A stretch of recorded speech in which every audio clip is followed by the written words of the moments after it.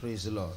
ദൈവത്തിന് സ്തോത്രം. Shall we read again from 1 Kings chapter 7 and verse 21? 1 രാജാക്കന്മാർ 7-ാം അധ്യായം 21-ാം വാക്യം വീണ്ടും വായിക്കാം. അവൻ സ്തംഭങ്ങളെ മന്ദിരത്തിന്റെ മണ്ഡപവാതിൽക്കൽ നിർത്തി.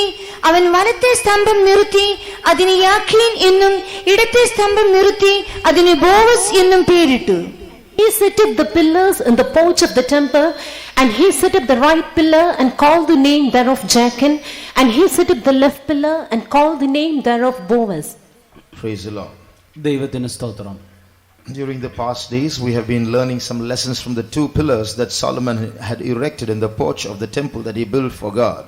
ശലോമോൻ ദൈവത്തിനായി പണിത ആലയത്തിന്റെ മുമ്പാകെ താൻ സ്ഥാപിച്ച രണ്ട് സ്തംഭങ്ങളിൽ നിന്നും നാം ചില കാര്യങ്ങൾ കഴിഞ്ഞ ദിവസങ്ങളിൽ പഠിച്ചുകൊണ്ടിരിക്കുകയായിരുന്നുവല്ലോ. On the first day, we studied the names Jachin and Boaz and what they depict in our lives. യാഖീൻ എന്നും ബോവസ് എന്നുള്ള രണ്ട് പേരുകൾ നമ്മുടെ ജീവിതത്തിൽ എന്തിനെ കാണിക്കുന്നു എന്നുള്ളതിനെ കുറിച്ച് ഒന്നാമത്തെ ദിവസം നാം കണ്ടു.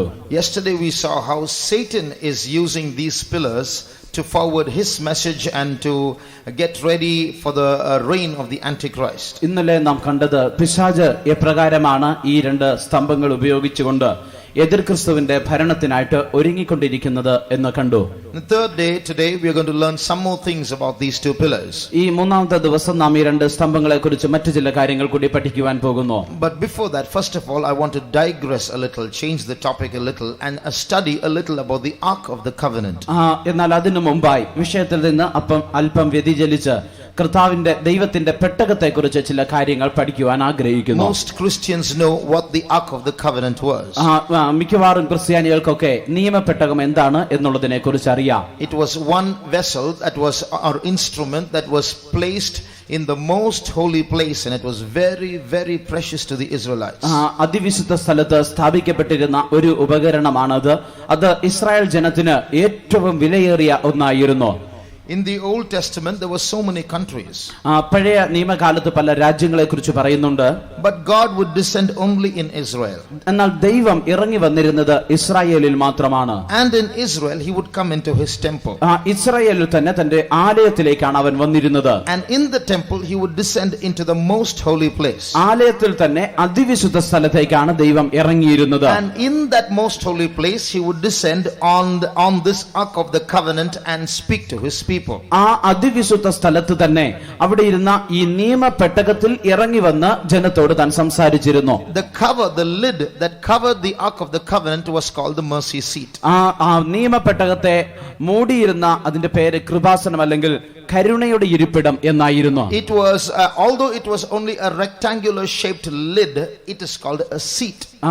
അതൊരു ദീർഘചതുരാകൃതിയിലുള്ള ഒരു അടപ്പ് പോലെയാണ് അത് കാണപ്പെട്ടിരുന്നതെങ്കിലും അതൊരു ഇരിപ്പിടം അല്ലെങ്കിൽ ആസനം എന്നാണ് അതിന് പേര് വിളിച്ചിരുന്നത്. That means someone comes and sits there. അതായത് ആരോ വന്ന് അവിടെ ഇരുന്നിരുന്നു. So that was God's seat. അത് ദൈവത്തിന്റെ ഇരിപ്പിടമായിരുന്നു. Although God did not express himself in a particular shape, whenever he came down there he would sit there and talk to his people. ദൈവം ഏതെങ്കിലും ഒരു പ്രത്യേക രൂപത്തിൽ ജനത്തിന് വെളിപ്പെട്ട് വന്നില്ല എങ്കിൽ തന്നെയും കർത്താവ് ദൈവം ഇറങ്ങി വരുമ്പോൾ അവിടെ ഇരുന്നാണ് തന്റെ ജനത്തോട് സംസാരിച്ചിരുന്നത്. In the first century Satan also had his seat in the world.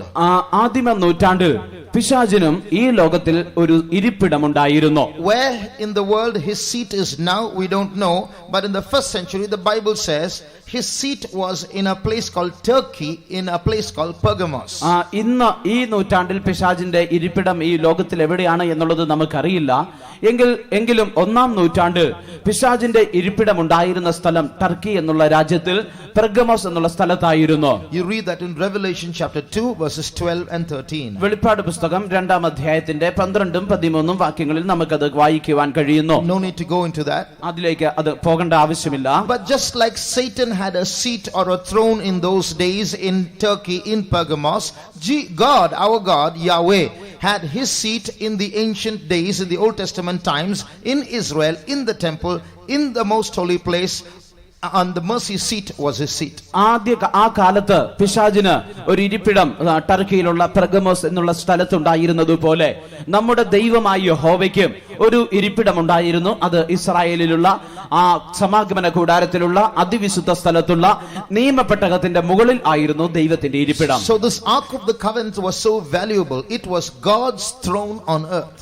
ഈ നിയമപ്പെട്ടകം എന്നുള്ളത് ഈ ദൈവത്തിന്റെ ഭൂമിയിലെ സിംഹാസനമായിരുന്നതുകൊണ്ട് ഏറ്റവും വിലയേറിയതായിരുന്നു. It had so many powers in it. That's why the Israelites took it to battle when they went to battle. അതിന് വളരെയധികം ശക്തി ഉണ്ടായിരുന്നതുകൊണ്ടാണ് Israel ജനം യുദ്ധത്തിന് പോകുമ്പോൾ അത് അവരുടെ കൂടെ കൊണ്ടുപോയിരുന്നത്. We know how the Israelites went round Jericho so that the walls might fall flat. യെരിഹോവിന്റെ Mathilukal വീഴേണ്ടതിന് Israel ജനം എപ്രകാരമാണ് അതിന് ചുറ്റി സഞ്ചരിച്ചത് എന്ന് നാം കാണുന്നുണ്ട്. They went 13 times around Jericho. 13 പ്രാവശ്യം അവർ യെരിഹോ പട്ടണത്തെ ചുറ്റുകയുണ്ടായി. In those 13 times around Jericho, taking the ark with them was very important. അവർ 13 പ്രാവശ്യം ചുറ്റിയപ്പോഴും ഈ നിയമപ്പെട്ടകം അവരോടുകൂടെ എടുത്തുകൊണ്ടാണ് അവർ ചുറ്റിയത്. Read Joshua chapter 6 and verse 11. യോശുവയുടെ പുസ്തകം 6-ാം അധ്യായം 11-ാം വാക്യം. അങ്ങനെ യഹോവയുടെ പെട്ടകം ഒരു പ്രാവശ്യം പട്ടണത്തെ ചുറ്റി നടന്നു. പിന്നെ അവർ പാളയത്തിലേക്ക് വന്ന് പാളയത്തിൽ പാർത്തു. So the ark of the Lord compassed the city, going about it once, and they came into the camp and lodged in the camp. So although there was an army going around the city, this verse says the ark went around the city once, and like that 12 other times. ഒരു സൈന്യം ഈ പട്ടണത്തിന് ചുറ്റി നടക്കുന്നുണ്ടെങ്കിൽ തന്നെ ഈ വാക്യത്തിൽ വായിക്കുമ്പോൾ ഒരു പെട്ടകം പട്ടണത്തെ ചുറ്റി നടന്നു എന്നാണ് കാണുന്നത്. So the walls fell because of this ark going around many times. ഈ പെട്ടകം പല പ്രാവശ്യം ചുറ്റിയതുകൊണ്ടാണ് ആ മതിലുകൾ ഇടിഞ്ഞു വീണത്. There was a time when the Philistines or the ark seemed powerless in between, just like an ordinary box, and the Philistines took it and put it in their temple. ഒരു പ്രാവശ്യം ഈ പെട്ടകത്തിന് ബലമില്ലാത്തതുപോലെ കാണപ്പെട്ടു. ഫിലിസ്ത്യർ വന്ന് അതിനെ പിടിച്ചെടുത്ത് അവരുടെ ക്ഷേത്രത്തിൽ കൊണ്ടുപോയി വെക്കുകയുണ്ടായി. And when they placed it in their temple, the statue of their god fell down and broke into pieces. അവരുടെ ക്ഷേത്രത്തിൽ അതിനെ കൊണ്ടുപോയി വെച്ചപ്പോൾ അവരുടെ ദേവൻ നിലത്ത് വീണ് അത് തകർന്നു പോയി. They passed it from place to place, and people in that city developed the piles. അവര് ഒരു പട്ടണത്തിൽ നിന്ന് മറ്റൊരു പട്ടണത്തിലേക്ക് ഈ പെട്ടകത്തെ കൊടുത്തയക്കുകയുണ്ടായി. എന്നാൽ അവർക്കെല്ലാം മൂലവ്യാധിയാൽ അവർ ബാധിക്കപ്പെടുന്നു. Finally it was returned, and then it rested in one particular house. That house was blessed immensely. അവസാനം അതിനെ തിരികെ കൊടുത്ത് അതിനെ ഒരു ഭവനത്തിൽ കൊണ്ടുവന്ന് വെക്കുന്നു. അതുനിമിത്തം ആ ഭവനം വളരെയധികം അനുഗ്രഹിക്കപ്പെടുന്നു. When the Israelites were about to enter into Canaan after their wilderness journey, മരുഭൂ പ്രയാണത്തിന് ശേഷം ഇസ്രായേൽ ജനം കനാൻ ദേശത്തിലേക്ക് പ്രവേശിക്കുവാൻ തുടങ്ങുമ്പോൾ, it was the priests who bore the ark who placed foot at the edge of the river Jordan, and the river stood there.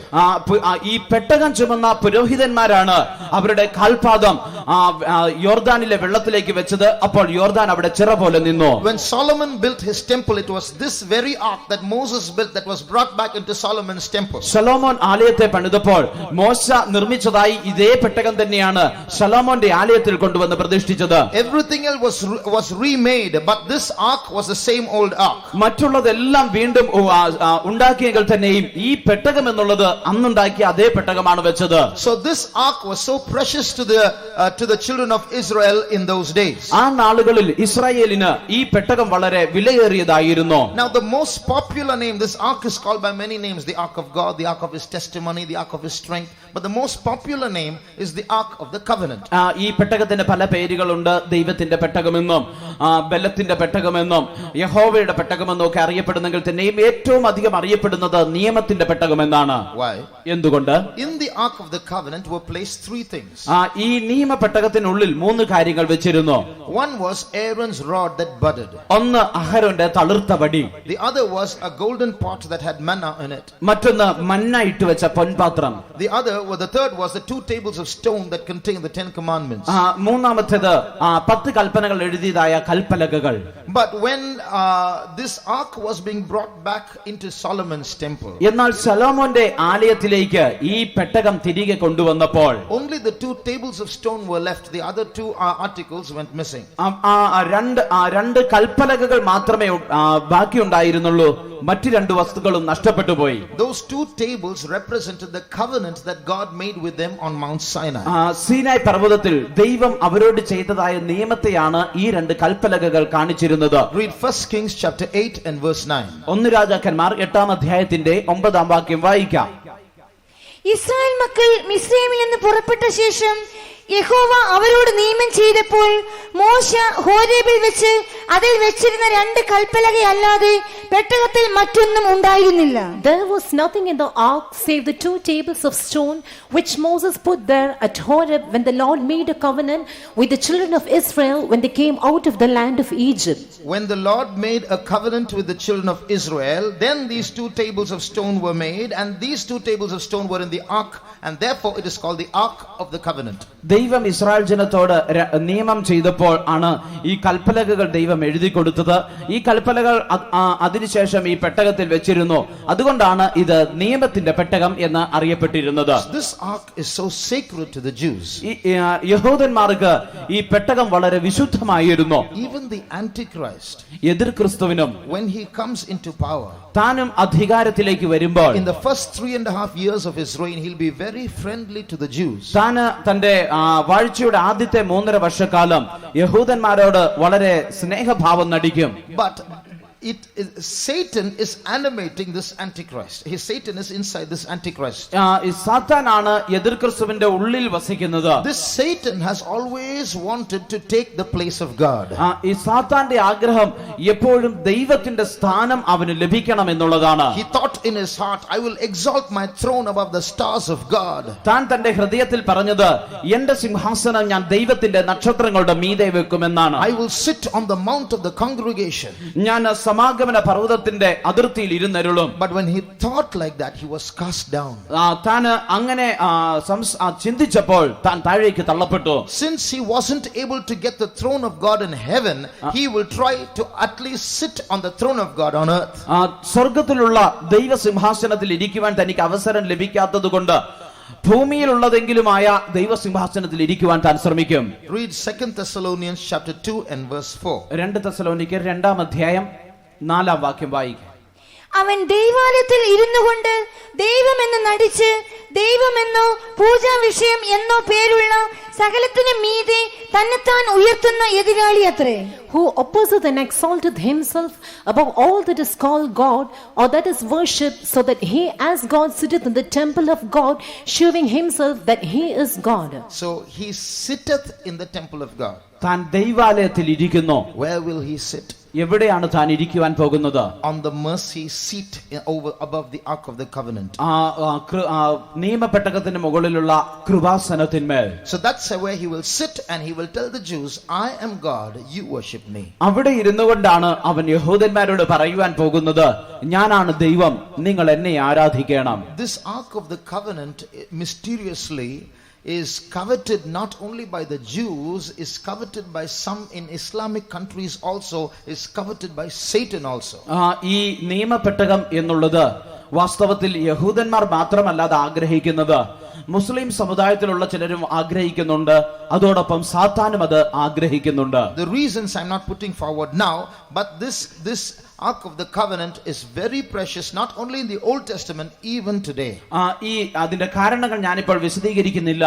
ഈ നിയമപെട്ടകം എന്നുള്ളത് പഴയ നിയമകാലത്ത് മാത്രമല്ല, ഇന്നും വളരെ പ്രധാനപ്പെട്ടതാണ്. But today, where is that ark of the covenant? What happened to it? എന്നാൽ ഇന്ന് ആ നിയമപെട്ടകം എവിടെയാണ്? അതിനെന്ത് സംഭവിച്ചു? So we are going to see from history and from the Bible and try to see what happened to the ark of the covenant. ചരിത്രത്തിൽ നിന്നും വേദപുസ്തകത്തിൽ നിന്നും ഈ നിയമപെട്ടകത്തിന് എന്ത് സംഭവിച്ചു എന്നുള്ളതിനെ കുറിച്ച് നമുക്ക് ശ്രദ്ധിക്കാം. You know, the ark of the covenant was brought into Solomon's temple before the dedication. ശലോമോന്റെ ആലയം പ്രതിഷ്ഠിക്കുന്നതിന് മുമ്പ് ഈ നിയമപെട്ടകം ആ ആലയത്തിലേക്ക് കൊണ്ടുവന്നു. 1 Kings chapter 8. 1 രാജാക്കന്മാർ 8-ാം അധ്യായം and verse 6. 6-ാം വാക്യം. പുരോഹിതന്മാർ യഹോവയുടെ നിയമപെട്ടകം അതിന്റെ സ്ഥലത്ത് ആലയത്തിലെ അന്തർമന്ദിരത്തിൽ അതിവിശുദ്ധ സ്ഥലത്ത് കെരൂബുകളുടെ ചിറകിൻ കീഴെ കൊണ്ടുവന്ന് വെച്ചു. And the priest brought in the ark of the covenant of the Lord unto his place into the oracle of the house to the most holy place, even under the wings of the cherubims. Now, because this ark is so precious, it has to be protected from its enemies. ഈ പെട്ടകം വളരെ വിലയേറിയതായതുകൊണ്ട് അതിന്റെ ശത്രുക്കളിൽ നിന്ന് ഇത് സൂക്ഷിക്കപ്പെടണം. After Solomon died and many kings came and went, ശലോമോന്റെ മരണശേഷം അനേക രാജാക്കന്മാർ ബാബേൽക്കാർ വന്നുപോയി. There was a time when the Babylonians invaded Israel. ബാബിലോൺകാർ ഇസ്രായേലിനെ ആക്രമിച്ചതായ ഒരു കാലമുണ്ടായിരുന്നു. And the Bible says they laid siege against Jerusalem. They built fortifications against Jerusalem. അവർ യെരൂശലേമിന് ചുറ്റും കൊത്തളം പണിതു, അല്ലെ അതിനെ ചുറ്റും അവർ വളഞ്ഞ് അതിനു ചുറ്റും പാർത്തു എന്ന് നാം വായിക്കുന്നുണ്ട്. You read that in 2 Kings 25:1. 2 രാജാക്കന്മാർ 25:1 നാം അത് വായിക്കുന്നു. It's written, the king of Babylon came and he and his host they built forts around Jerusalem. അവിടെ നാം വായിക്കുമ്പോൾ അവന്റെ വാഴ്ചയുടെ 9-ാം ആണ്ട് 10-ാം മാസം 10-ാം തീയതി ബാബേൽ രാജാവായ നെബൂഖദ്നേസർ തന്റെ സർവ്വ സൈന്യവുമായി യെരൂശലേമിന്റെ നേരെ വന്ന് പാളയമിറങ്ങി. Behind us you see the map of Jerusalem. പുറകിൽ നോക്കുമ്പോൾ യെരൂശലേമിന്റെ ഒരു പടം കാണാം. These are the walls of Jerusalem. ഇതാണ് യെരൂശലേമിന്റെ മതിലുകൾ. So to lay siege means they built a wall far away around this wall of Jerusalem. അവര് അതിനു ചുറ്റും പാളയം ഇറങ്ങി ചുറ്റും വാടകോരി എന്ന് പറഞ്ഞാൽ അതിനർത്ഥം അവര് ഈ മതിലിന് പുറത്ത് മറ്റൊരു മതിൽ പണിതു എന്നാണ്. And what did they do after they built an outer wall to prevent anyone from escaping from Jerusalem? യെരൂശലേമിൽ നിന്ന് ആരെങ്കിലും രക്ഷപ്പെടുന്നത് തടയേണ്ടതിന് അവർ പുറത്തൊരു മതിൽ പണിതതിനു ശേഷം they broke the inner wall of Jerusalem. അവര് യെരൂശലേമിന്റെ അകത്തെ മതിൽ തകർത്തു. Read verse 10. 10-ാം വാക്യം വായിക്കാം. അവൻ തീ വെച്ച് ചുട്ടുകളഞ്ഞു. അകമ്പടി നായകനോട് കൂടെ ഉണ്ടായിരുന്ന കൽദേ സൈന്യമൊക്കെയും യെരൂശലേമിന്റെ ചുറ്റുമുള്ള മതിലുകളെ ഇടിച്ചു കളഞ്ഞു. And all the army with the Chaldees that were within the captain of the guard break down the walls of Jerusalem round about. So they broke the inner wall and they built the outer wall, so all the people in Jerusalem were trapped. അവര് പുറത്തൊരു മതിൽ കെട്ടി അകത്തെ മതിൽ ഇടിച്ചു കളഞ്ഞത് യെരൂശലേമിലുള്ള ജനത്തെ എല്ലാം പിടികൂടുവാനാണ്. Some people escaped, some were caught, the king was caught. ചിലർ രക്ഷപ്പെട്ടു, ചിലർ പിടിക്കപ്പെട്ടു, രാജാവിനെ പിടിച്ചു. Now what they did was they went into the temple and ransacked the whole temple and took up all the articles and vessels in the temple. അവർ ചെയ്തത് എന്താണെന്നാൽ അവര് ദൈവത്തിന്റെ ആലയത്തിലേക്ക് ചെന്ന് അതിനെ കൊള്ളയടിച്ച് അവിടെ ഉണ്ടായിരുന്ന സകല ഉപകരണങ്ങളും അവരെടുത്തുകൊണ്ടുപോയി. Now you from verse 13 to 16 the list of things that these Babylonians took away from the temple are given there. 13 മുതൽ 16 വരെ വായിക്കുമ്പോൾ ബാബേൽക്കാർ എടുത്തുകൊണ്ടുപോയ വസ്തുക്കളുടെ ഒരു ലിസ്റ്റ് അവിടെ തന്നിട്ടുണ്ട്. The pillars of brass, Thamir സ്തംഭങ്ങൾ, and the brazen sea. The pillars of brass means this Jachin and Boaz that we are talking about in the first picture. Thamir സ്തംഭം എന്ന് പറഞ്ഞാൽ നാം ഈ ഒന്നാമത്തെ ചിത്രത്തിൽ കാണുന്നത് പോലെ പറയുന്ന യാക്കീനും ബോവസുമാണ്. Then the brazen sea, താമ്രം കൊണ്ടുണ്ടാക്കിയ കടല്. Then in verse 14 the pots and shovels and snuffers and spoons and all the vessels of brass. 14-ാം വാക്യത്തിൽ കലങ്ങളും ചട്ടുകങ്ങളും കത്രികകളും തവികളും ശുശ്രൂഷകളുടെ ഉപകരണങ്ങളൊക്കെയും. In verse 15 the fire pans and bowls and things of gold and silver. 15-ാം വാക്യത്തിൽ തീച്ചട്ടികളും കലങ്ങളും പൊന്നും വെള്ളിയും കൊണ്ടുള്ള ഉപകരണങ്ങളൊക്കെയും. All these were taken away. ഇതെല്ലാം എടുത്തുകൊണ്ടുപോയി. But if you see the vessels that are in the holy place, the table of showbread, the candlestick, the incense altar, the ark of the covenant, these are not mentioned in the list of things taken away. ഇവരെടുത്തുകൊണ്ടുപോയ വസ്തുക്കളുടെ list നാം പരിശോധിച്ചാൽ അതിവിശുദ്ധ സ്ഥലത്തുണ്ടായിരുന്ന ഉപകരണങ്ങൾ ഒന്നും അവരെടുത്തുകൊണ്ടുപോയതായി കാണുന്നില്ല. So what happened to them? അവയ്ക്ക് എന്ത് സംഭവിച്ചു? Somewhere some plan was made to hide these things by the Israelites before the Babylonians could come and take them away. ബാബേൽക്കാർ വന്ന് ഇവരുടെ വസ്തുക്കളൊക്കെ എടുത്തുകൊണ്ട് പോകുന്നതിന് മുമ്പ് ഇതെവിടെ ഒളിച്ചു വെക്കേണ്ടതിന് ഇസ്രായേൽ തീരുമാനിച്ചിരുന്നു. Till today the ark is missing in a sense. ഇന്ന് വരെ ഒരർത്ഥത്തിൽ പറഞ്ഞാൽ ഈ പെട്ടകം കാണാതെ ഇരിക്കുകയാണ്. Nobody, it has not been publicly disclosed where the ark is. ഈ പെട്ടകം എവിടെയാണ് എന്നുള്ളത് ഇതുവരെ പരസ്യമായി ആരും പറഞ്ഞിട്ടില്ല. So if it is true that the Israelites managed to hide it before the Babylonians came, how did they do it? ബാബേൽക്കാർ വരുന്നതിന് മുമ്പ് ഇത് ഒളിച്ചു വെക്കുവാൻ ഇസ്രായേലിന് കഴിഞ്ഞെങ്കിൽ അവർ എപ്രകാരമാണ് അത് ചെയ്തത്? It is said that King Solomon made a lever system to protect the ark of the covenant. ഇപ്രകാരമാണ് പറയപ്പെടുന്നത്. ശലോമോൻ രാജാവ് ഈ നിയമപ്പെട്ടകത്തെ സൂക്ഷിക്കേണ്ടതിന് ഒരു ലിവർ വ്യവസ്ഥ ഉണ്ടാക്കിയിരുന്നു എന്നാണ്. Now if you look at the picture behind, പുറകിലുള്ള ചിത്രം നോക്കിയാൽ this is a side view of the temple of God. ഇത് ദൈവാലയത്തിന്റെ ഒരു സൈഡിൽ നിന്നുള്ള ഒരു വീക്ഷണമാണ്. These two pillars are represented here. രണ്ട് സ്തംഭങ്ങളെ ഇവിടെ കാണിച്ചിരിക്കുന്നു. This is the holy place. ഇതാണ് വിശുദ്ധ സ്ഥലം. This is the most holy place. ഇതാണ് അതിവിശുദ്ധ സ്ഥലം. Now to take the things from the holy place, that the candlestick and the showbread table and the incense altar, is easy. A priest can go inside and take it. വിശുദ്ധ സ്ഥലത്തുള്ള വസ്തുക്കൾ എടുത്തുകൊണ്ട് പോകുവാൻ ഒരു നിലവിളക്കും കാഴ്ചയപ്പത്തിന്റെ മേശയും incense altar, ധൂപപീഠവും എടുത്തുകൊണ്ട് പോകുവാൻ പുരോഹിതന് എളുപ്പമാണ്. അവിടെ ചെന്ന് എടുത്തുകൊണ്ട് പോന്നാൽ മതി. But no one can go inside the most holy place and touch the ark of the covenant. Anyone going there at the wrong time will die. എന്നാൽ ആർക്കും ആ നിയമപ്പെട്ടകം ഇരിക്കുന്ന അതിവിശുദ്ധ സ്ഥലത്ത് കടക്കുവാൻ കഴിയുകയില്ല. കാരണം ആരെങ്കിലും തെറ്റായ സമയത്ത് അവിടെ പ്രവേശിച്ചാൽ അവർ ഉടനെ മരിക്കും. So they have to do something to hide it. അത് ഒളിച്ചു വെക്കേണ്ടതിന് ഇവർ എന്തോ ഒന്ന് ചെയ്യണമായിരുന്നു. So what do they do? അവരെന്ത് ചെയ്തു? Now if you look at the picture behind you, ഇവിടെ പിറകിലുള്ള ഈ ചിത്രം നോക്കിയാൽ, this is the picture of the two pillars of brass. You can see only one because you're looking it from the side. ഇവിടെ നോക്കുമ്പോൾ ആ താമ്ര സ്തംഭങ്ങൾ നിങ്ങൾക്ക് കാണാം. ഒന്നേ കാണുവാൻ കഴിയുന്നുള്ളൂ, കാരണം അതിന്റെ വശത്ത് നിന്നാണ് നാം നോക്കുന്നത്.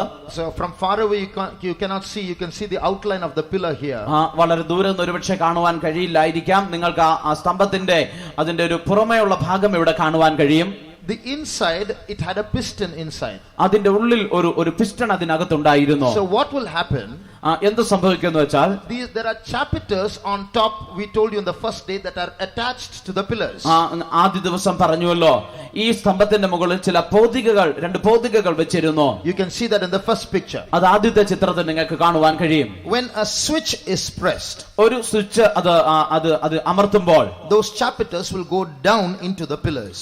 രണ്ട് പോതികകളും ആ സ്തംഭത്തിലേക്ക് ഇറങ്ങി വരും. And when it goes down into the pillars, അത് ആ സ്തംഭത്തിലേക്ക് ഇറങ്ങി വരുമ്പോൾ, this piston is depressed. It goes down. അവിടെയുള്ള പിസ്റ്റൺ അത് അമർത്തപ്പെടുന്നു. And when it goes down, അത് താഴേക്ക് പോകുമ്പോൾ, there is this rod that is being pressed. ഇവിടെയുള്ള ഈ കമ്പി അത് അമർത്തപ്പെടുന്നു. And when that side is pressed like a seesaw, this side goes up. ആ സൈഡ് അത് അമർത്തപ്പെടുമ്പോൾ മറുവശം അത് പൊങ്ങി വരുന്നു. Here under the ground you see a small chamber. ഇവിടെ ഭൂമിക്കടിയിൽ ചെറിയൊരു അറ നിങ്ങൾക്ക് കാണുവാൻ കഴിയുന്നു. That chamber will be lifted up. അറ പൊങ്ങി വരും. Now before I finish, some of you will think, where's all this written in the Bible? Where's the evidence for all this? ചിലപ്പോൾ നിങ്ങൾ ഒരുപക്ഷെ ചിന്തിച്ചേക്കാം, വേദപുസ്തകത്തിൽ ഇത് എവിടാണ് എഴുതി വെച്ചിരിക്കുന്നത്? This is not written in the Bible, but there are clues in the Bible that say it is most probably done like this. ഇത് ഇപ്രകാരം തന്നെ വേദപുസ്തകത്തിൽ എഴുതി വെച്ചിട്ടില്ല എങ്കിൽ തന്നെയും അതെങ്ങനെയാണ് സംഭവിച്ചത് എന്നുള്ളതിനെ കുറിച്ച് ചില സൂചനകൾ വേദപുസ്തകത്തിലുണ്ട്. So this small chamber goes up. ഈ ചെറിയ അറ അത് മുകളിലേക്ക് പൊങ്ങി വരുന്നു. And then this is the ark of the covenant. ഇതാണ് നിയമപ്പെട്ടകം. This ark of the covenant is pushed inside this chamber. ഈ നിയമപ്പെട്ടകം അറയ്ക്കുള്ളിലേക്ക് തള്ളിയിടുന്നു. Then this chamber is lowered once again.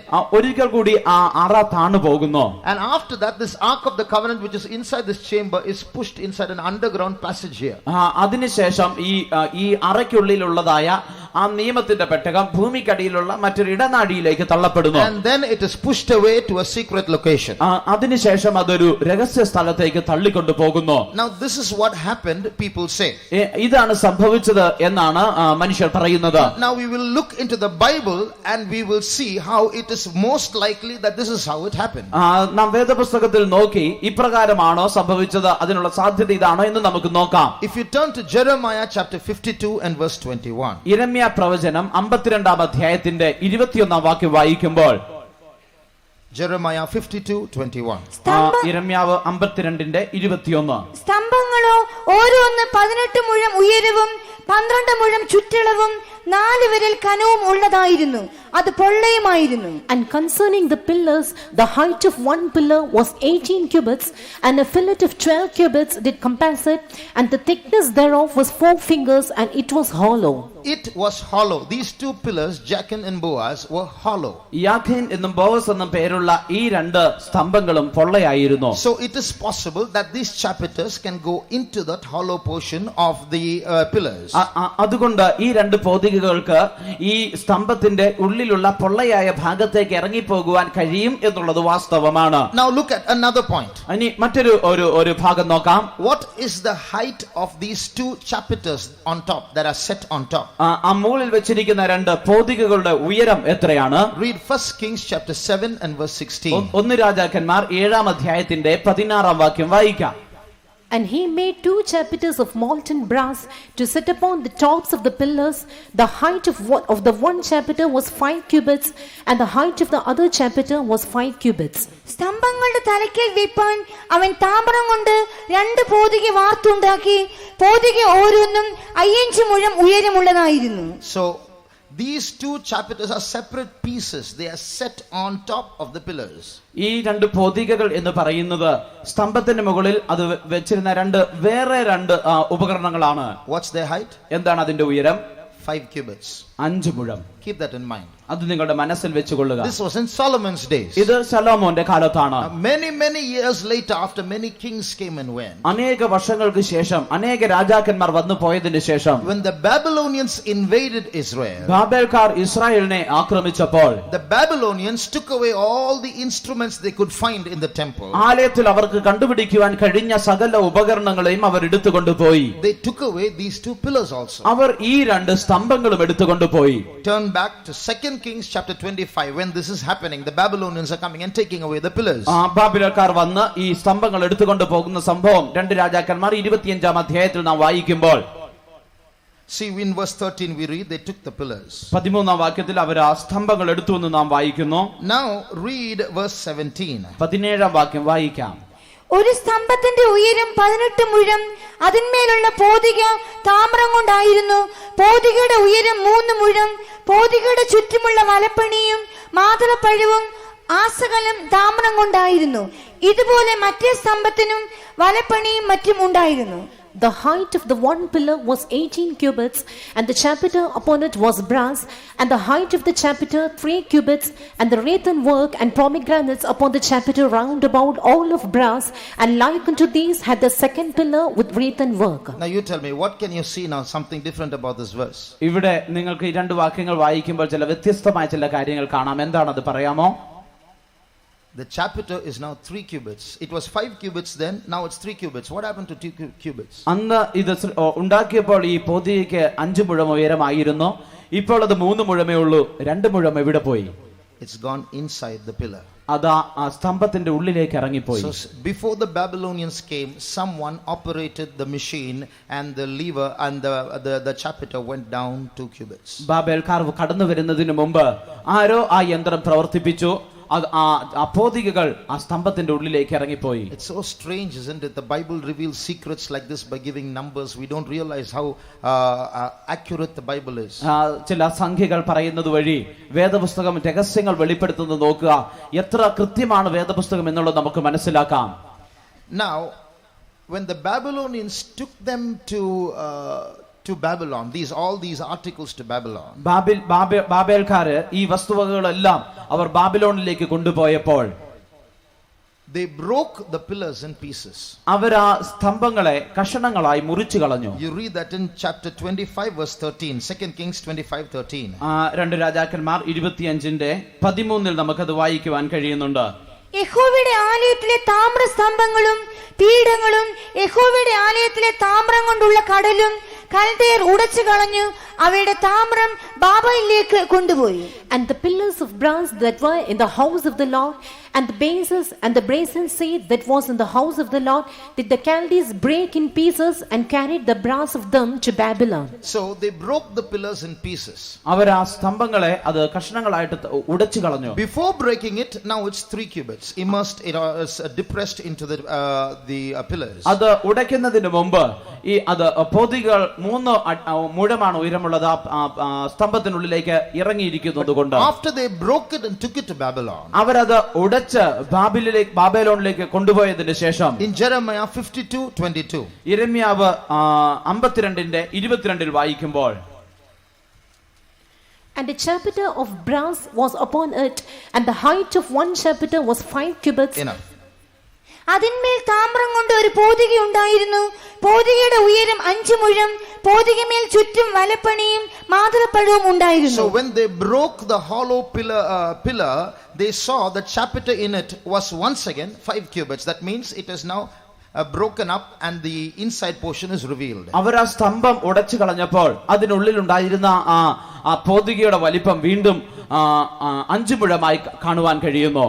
Now, so it looks like these have been pressed and this machine was in operation. അതായത് ഇത് താഴേക്ക് ഇറങ്ങുകയും ഈ യന്ത്രം ഉപയോഗിക്കുകയും ചെയ്തു എന്ന് കാണാം. But now there is a problem. എന്നാൽ ഇപ്പോൾ ഒരു പ്രശ്നമുണ്ട്. I told you nobody can go into the most holy place. ഞാൻ പറഞ്ഞുവല്ലോ ആർക്കും അതിവിശുദ്ധ സ്ഥലത്തേക്ക് കടക്കുവാൻ കഴിഞ്ഞിരുന്നില്ല.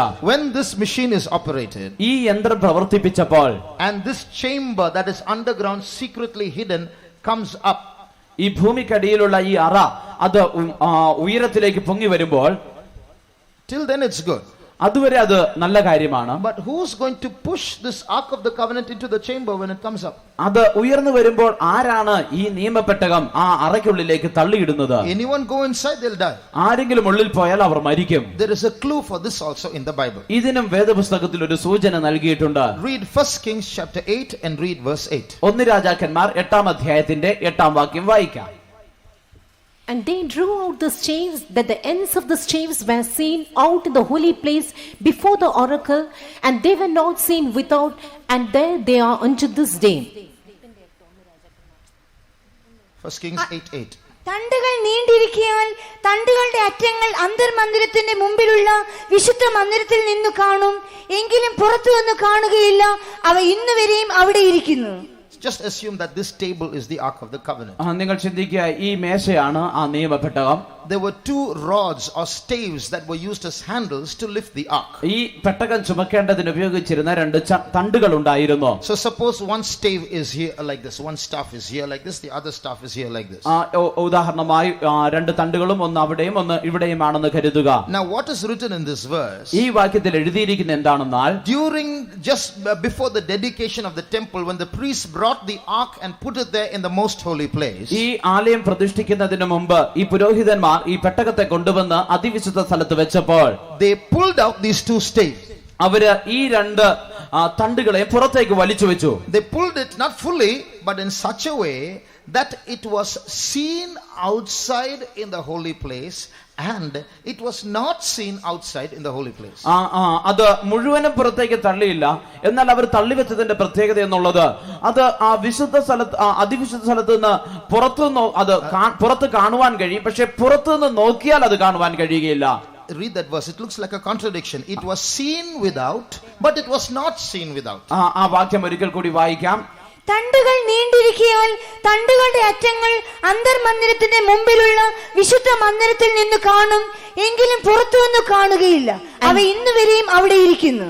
And they drew out the staves, that the ends of the staves were seen out in the holy place before the oracle, and they were not seen without, and there they are unto this day. So the ends of the staves, the sticks were seen outside in the holy place. From the holy place you could see it, but you could not see it. ആ തണ്ടുകളുടെ അറ്റം വിശുദ്ധ സ്ഥലത്ത് നിന്ന് കാണുവാൻ കഴിയും, പക്ഷെ പുറത്തു നിന്ന് അത് കാണുവാൻ കഴിയുമായിരുന്നില്ല. What is the meaning of that? എന്താണ് അതിനർത്ഥം? Suppose this is the veil that covers the most holy place. ഇത് ഉദാഹരണമായി ഇതാണ് അതിവിശുദ്ധ സ്ഥലത്തെ മറയ്ക്കുന്ന തിരശീല എന്ന് കരുതുക. And I am asking you, ഞാൻ നിങ്ങളോട് ചോദിക്കുകയാണ്, can you see my finger? നിങ്ങൾക്ക് എന്റെ വിരൽ കാണുവാൻ കഴിയുമോ? The answer is yes and no. അതിന്റെ ഉത്തരം അതെ അല്ല എന്നാണ്. Now I am saying you can see my finger but you can't see my finger. നിങ്ങൾക്ക് എന്റെ വിരൽ കാണുവാൻ കഴിയുകയില്ല, പക്ഷെ നിങ്ങൾക്ക് എന്റെ വിരൽ കാണുവാൻ കഴിയും. It's correct, isn't it? Both are correct. അത് രണ്ടും ശരിയാണല്ലേ? In the same way, when in the veil that covers the most holy place, the 2 stars stick out like this from the curtain. From the holy place you can see the 2 rods but you can't see the 2 rods. ഇതുപോലെ തന്നെ അതിവിശുദ്ധ സ്ഥലത്തുള്ള തിരശീല ഇപ്രകാരം അതിനെ മറച്ചുകൊണ്ട് നിൽക്കുമ്പോൾ ഈ 2 തണ്ടുകൾ അത് തള്ളിയിരിക്കുന്നത് കൊണ്ട് അതിനെ വിശുദ്ധ സ്ഥലത്ത് നിന്ന് കാണുവാൻ കഴിയും, പക്ഷെ പുറത്തു നിന്ന് അതിനെ കാണുവാൻ കഴിയുകയില്ല. So when the Babylonians came, ബാബിലോൺകാർ വന്നപ്പോൾ what will the priests do?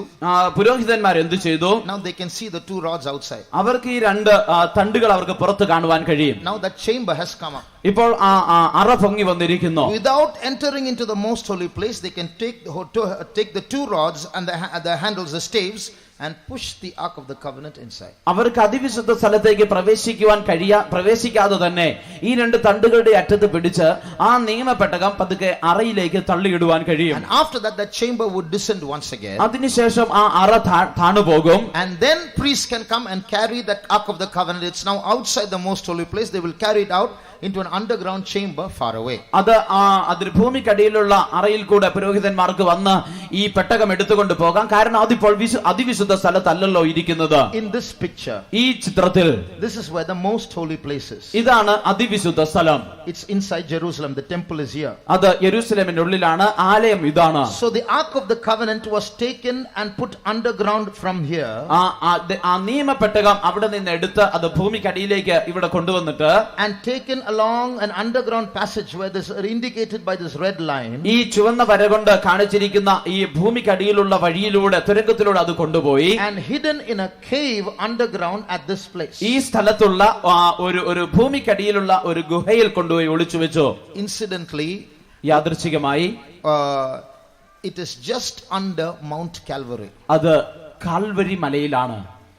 under അത് കാൽവരി മലയുടെ അടിയിലാണ്. It's in a cave under Mount Calvary. Calvary മലയുടെ അടിഭാഗത്തുള്ള ഒരു ഗുഹയിലാണ്. But who has seen all this? ആരാണ് ഇതൊക്കെ കണ്ടിരിക്കുന്നത്? All this hiding and all took place during Jeremiah's days. ഈ ഒളിച്ചു വെക്കുന്ന കാര്യങ്ങളൊക്കെ നടന്നത് യിരെമ്യാവിന്റെ കാലത്താണ്. In other writings, it has been written that Jeremiah was instructing other people how to hide this ark when necessary. മറ്റു ചില ഭാഗങ്ങളിൽ വായിക്കുമ്പോൾ, പുസ്തകങ്ങൾ വായിക്കുമ്പോൾ, ഇത് ഈ നിയമപെട്ടകം എങ്ങനെയാണ് ഒളിച്ചു വെക്കേണ്ടത് എന്ന് യിരെമ്യാവാണ് ജനത്തിന് നിർദ്ദേശങ്ങൾ കൊടുത്തുകൊണ്ടിരുന്നത്. In the years 1981-82, 1981-82 വർഷങ്ങളിൽ a man called Ron Wyatt, he went to Jerusalem. Ron white എന്ന പേരുള്ളതായ ഒരു മനുഷ്യൻ യെരൂശലേമിലേക്ക് കടന്നുപോയി. He was a man of God. താൻ ഒരു ദൈവപുരുഷനായിരുന്നു. And when he was walking near the temple site, താൻ ആലയം ഇരുന്ന ആ സ്ഥലത്തുകൂടെ നടന്നുകൊണ്ടിരുന്നപ്പോൾ in that area, ആ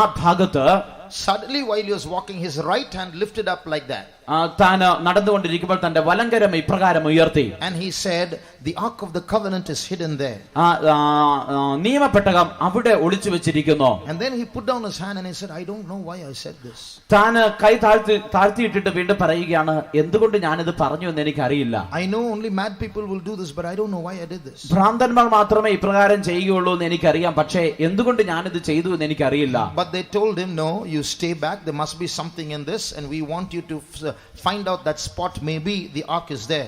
അപ്പോൾ തന്നോട് കൂടെ ഉള്ളവർ പറഞ്ഞു, അല്ല, ഇതിലെന്തോ കാര്യമുണ്ടായിരിക്കണം, നിങ്ങൾ അവിടെ നിൽക്കുക, ആ സ്ഥലം ഏതാണെന്ന് ഞങ്ങളൊന്ന് കണ്ടുപിടിക്കുവാൻ ശ്രമിക്കട്ടെ. To make a long story short, he went into those underground caves and he found the cave where the ark of the covenant was, and he saw it.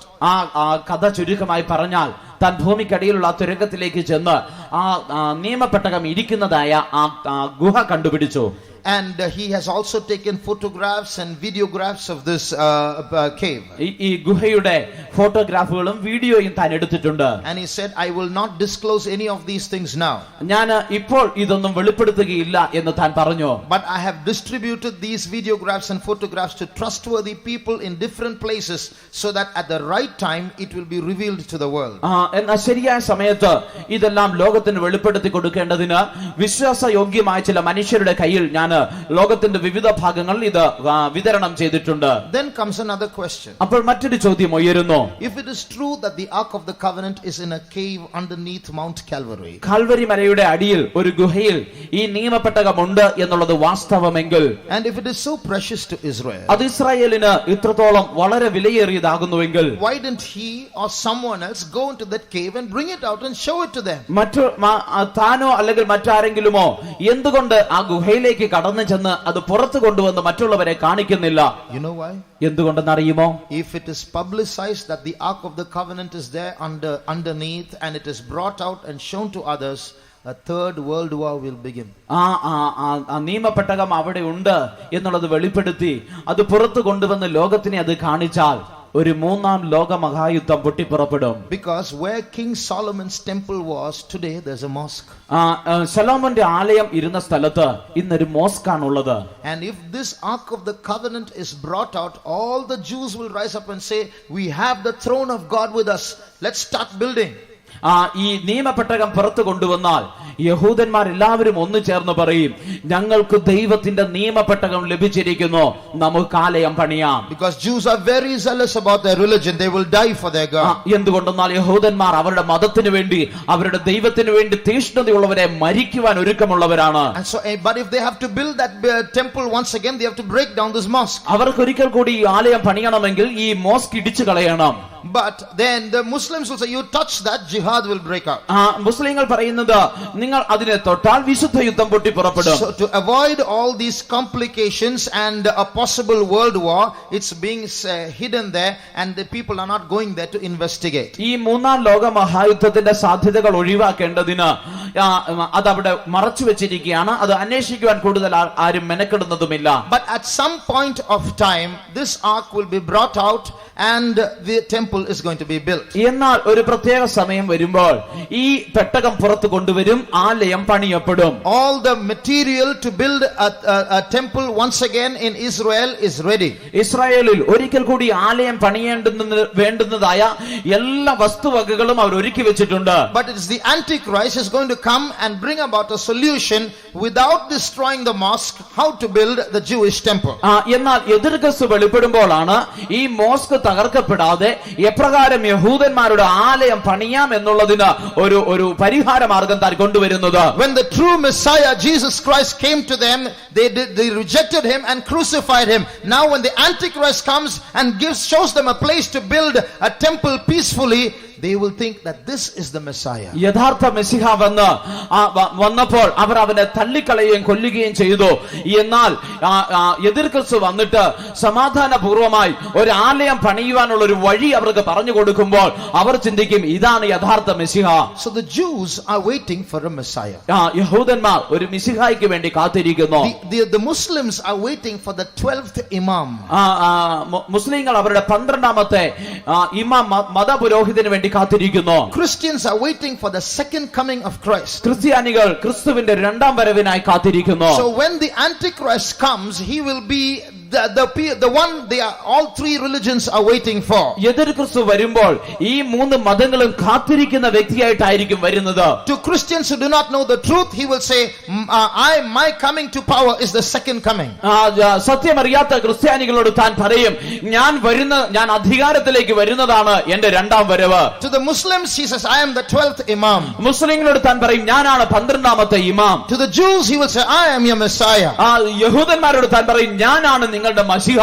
That's how everybody will accept him in the beginning. As I told you on the first day, he will come with a white dress in the name of peace. Yesterday ഞാൻ കഴിഞ്ഞ ദിവസം പറഞ്ഞതുപോലെ ഒരു വെള്ള വസ്ത്രം ധരിച്ചുകൊണ്ട് താൻ വരുന്നത് ഇപ്രകാരമാണ് എല്ലാവരും തന്നെ സ്വീകരിക്കുവാൻ പോകുന്നത്. But Satan's lust will not cease. എന്നാൽ പിശാചിന്റെ ദുരാഗ്രഹം അതുകൊണ്ട് അവസാനിക്കുകയില്ല. He lusts for power. He wants to take the place of God. താൻ അധികാരത്തിന് വേണ്ടി മാത്രമല്ല ദൈവ സിംഹാസനത്തിൽ ഇരിക്കുവാനാണ് ആഗ്രഹിക്കുന്നത്. He will say, build the temple, and he will allow the ark to be put there in the most holy place, only to go and sit on it at the end of 3.5 years. താൻ ആലയം പണിത് അതിനുള്ളിൽ ഈ പെട്ടകം വെക്കുവാൻ പറയുന്നത് ഈ 3.5 വർഷത്തിന്റെ അവസാനത്തിൽ തനിക്ക് പോയി ആ കൃപാസനത്തിൽ അല്ല പെട്ടകത്തിന് മുകളിൽ ഇരിക്കേണ്ടതിനായിട്ടാണ്. So you see how this Jachin and Boaz form a role in sending this ark into hiding. ഈ രണ്ട് സ്തംഭങ്ങൾ ഈ പെട്ടകത്തെ ഒളിവിടത്തിലേക്ക് കൊണ്ടുപോകുന്നതിൽ ഒരു റോൾ അവരുടെ പങ്കെന്താണെന്ന് നിങ്ങൾക്ക് ഇപ്രകാരം മനസ്സിലാക്കുവാൻ കഴിയും. So now we will come to see the relevance of these things in our days in the church. നമ്മുടെ ഈ സഭയിലുള്ള ഈ നാളുകളിൽ നാം ഇതിന്റെ പ്രാധാന്യം മനസ്സിലാക്കിക്കൊള്ളണം.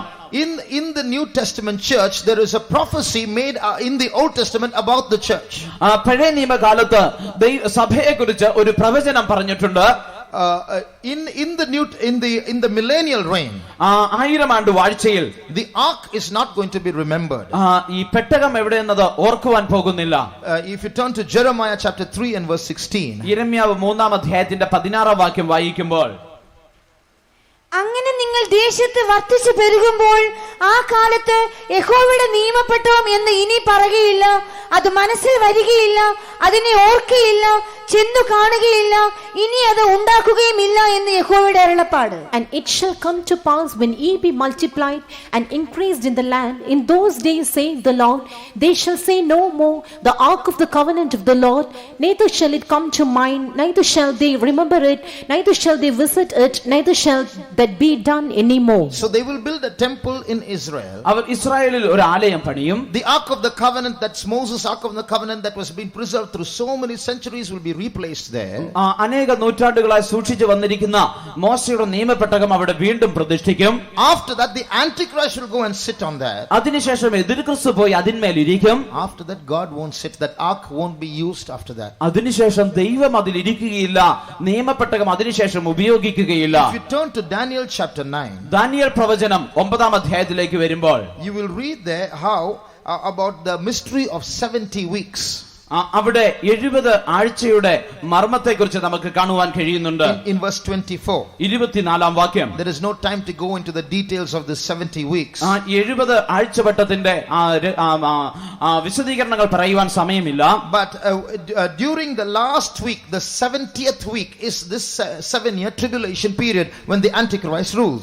ഈ ആഴ്ചവട്ടത്തിന്റെ അവസാനത്തെ 70-ാമത്തെ ആഴ്ചവട്ടത്തിലാണ് എതിർക്രിസ്തുവിന്റെ ഭരണകാലമാകുന്ന 7 വർഷത്തെ ഭരണകാലം. 70 weeks is not 70 weeks, but it's 70 weeks of years. That means 490 years.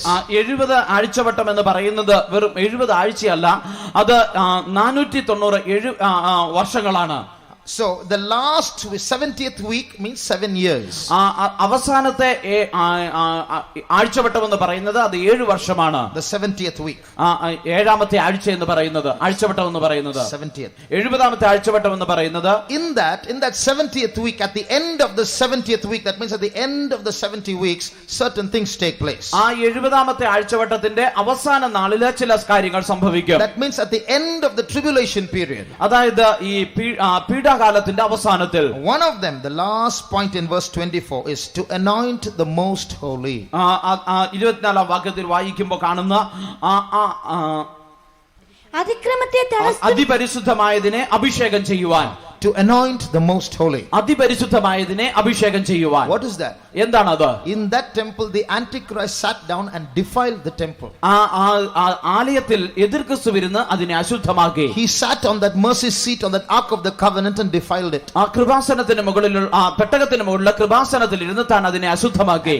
After he can't sit there forever, so he'll go out, but when he goes out he will place an image of himself there. തനിക്ക് എപ്പോഴും അതിന് മുകളിൽ ഇരിക്കുവാൻ കഴിയുകയില്ലല്ലോ, അതുകൊണ്ട് താൻ പുറത്തു പോകുമ്പോൾ തന്റെ ഒരു പ്രതിമ അതിന് മുകളിൽ വെക്കും. That's called the abomination of desolation. അതാണ് ശൂന്യമാക്കുന്ന മ്ലേച്ഛത എന്ന് പറയുന്നത്. And after that, this most holy place has to be cleansed and re-anointed. It's about this that is written, to anoint the most holy. അതിനുശേഷം ഈ ആലയത്തെ വിശുദ്ധീകരിക്കണം.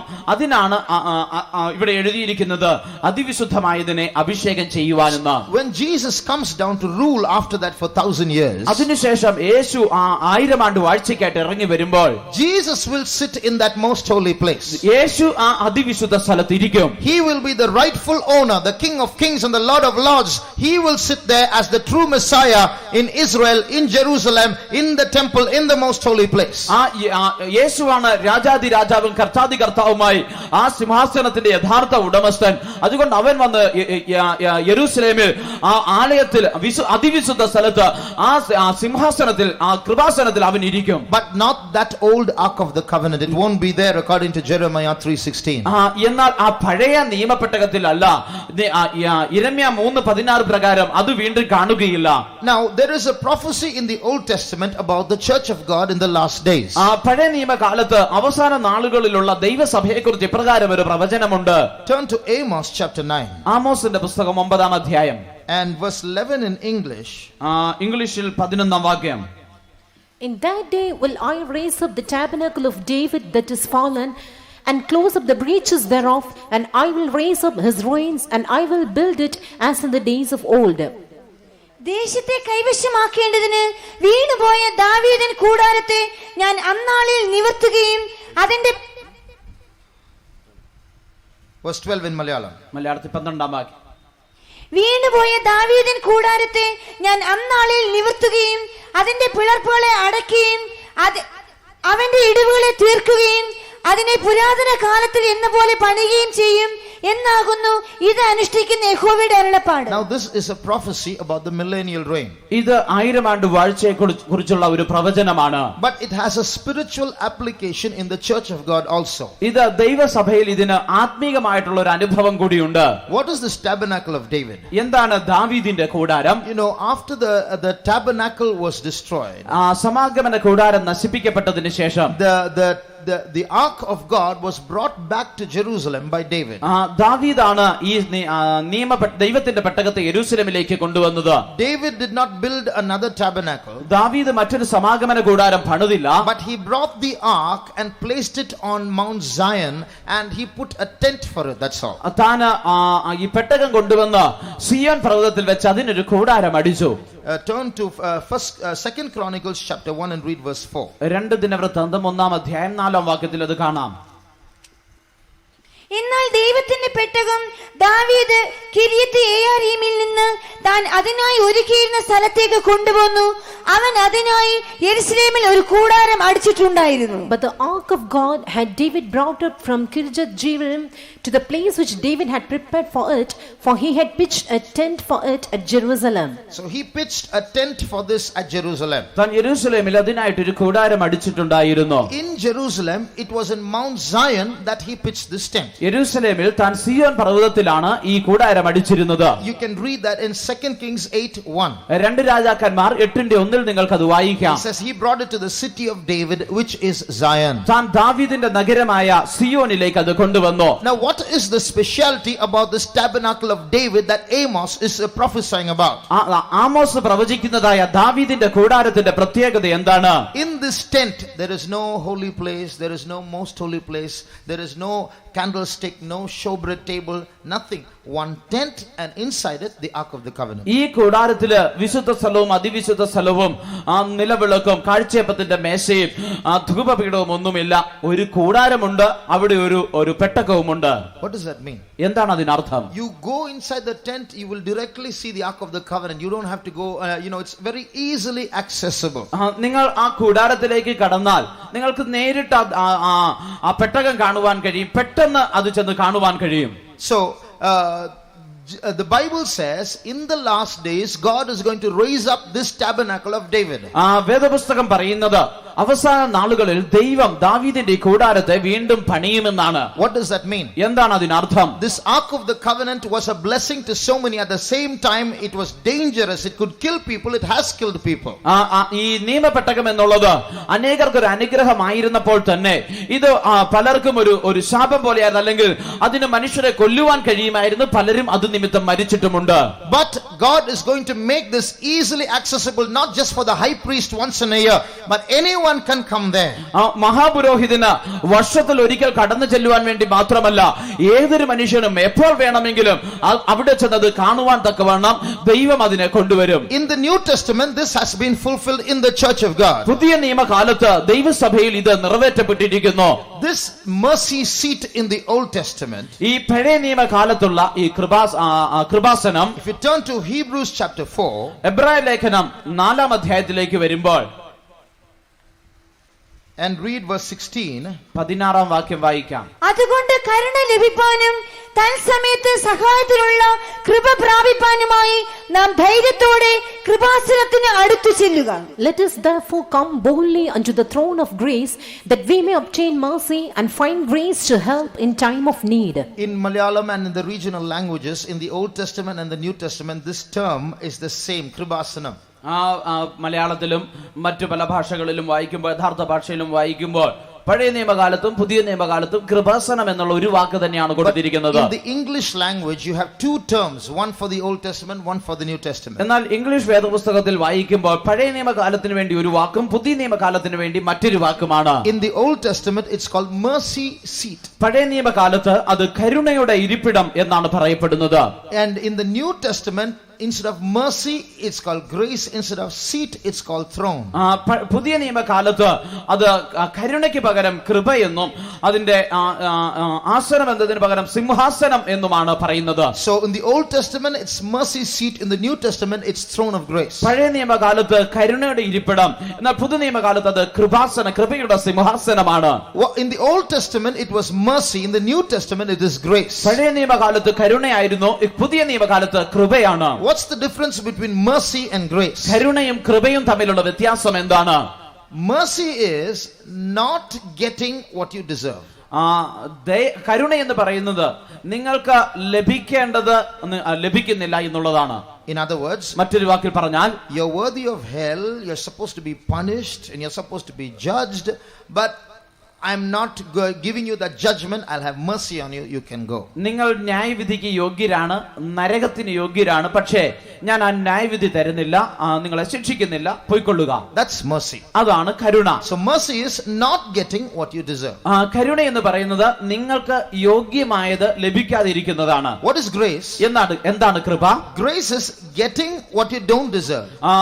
കൃപ എന്ന് പറയുമ്പോൾ നിങ്ങൾക്ക് ലഭിക്കാൻ പാടില്ലാത്തത് ലഭിക്കുന്നതാണ്. That's heaven, that's Jerusalem, that's Zion. അതാണ് സ്വർഗ്ഗം, യെരൂശലേം, Zion. So mercy is just to let you go. Okay, I'm not sending you to hell, but grace is I'm not only not sending you to hell, I'm going to take you to Jerusalem. കരുണ എന്ന് പറയുന്നത് നിങ്ങളെ വെറുതെ വിടുന്നതാണ്, ശരി, നിങ്ങളെ നരകത്തിൽ വിടുന്നില്ല എന്ന് പറയുന്നത്. കൃപ എന്ന് പറയുന്നത് നരകത്തിൽ വിടുന്നില്ല എന്നുള്ളത് മാത്രമല്ല, സ്വർഗ്ഗത്തിലേക്ക് കൊണ്ടുപോകുന്നു എന്നുള്ളതാണ്. Supposing a man working in the bank is caught with a bank theft. ബാങ്കിൽ ജോലി ചെയ്യുന്ന ഒരു വ്യക്തി അവിടെ നിന്ന് പണം മോഷ്ടിക്കുമ്പോൾ പിടിക്കപ്പെട്ടു എന്ന് കരുതുക. And there's a case filed against him. തനിക്കെതിരെ ഒരു കേസ് ചാർജ് ചെയ്യുന്നു. And then the bank manager goes to the judge and says, "Sir, please forgive him.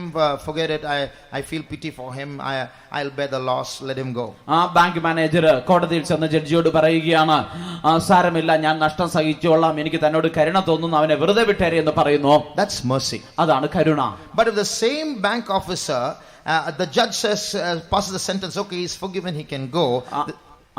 Judge പറയുന്നു, തന്നോട് ക്ഷമിച്ചിരിക്കുന്നു, പോയിക്കൊള്ളുക എന്ന് പറയുമ്പോൾ, the same officer now goes to that bank thief and says, you come, and gives him back the same position in the bank. That's grace.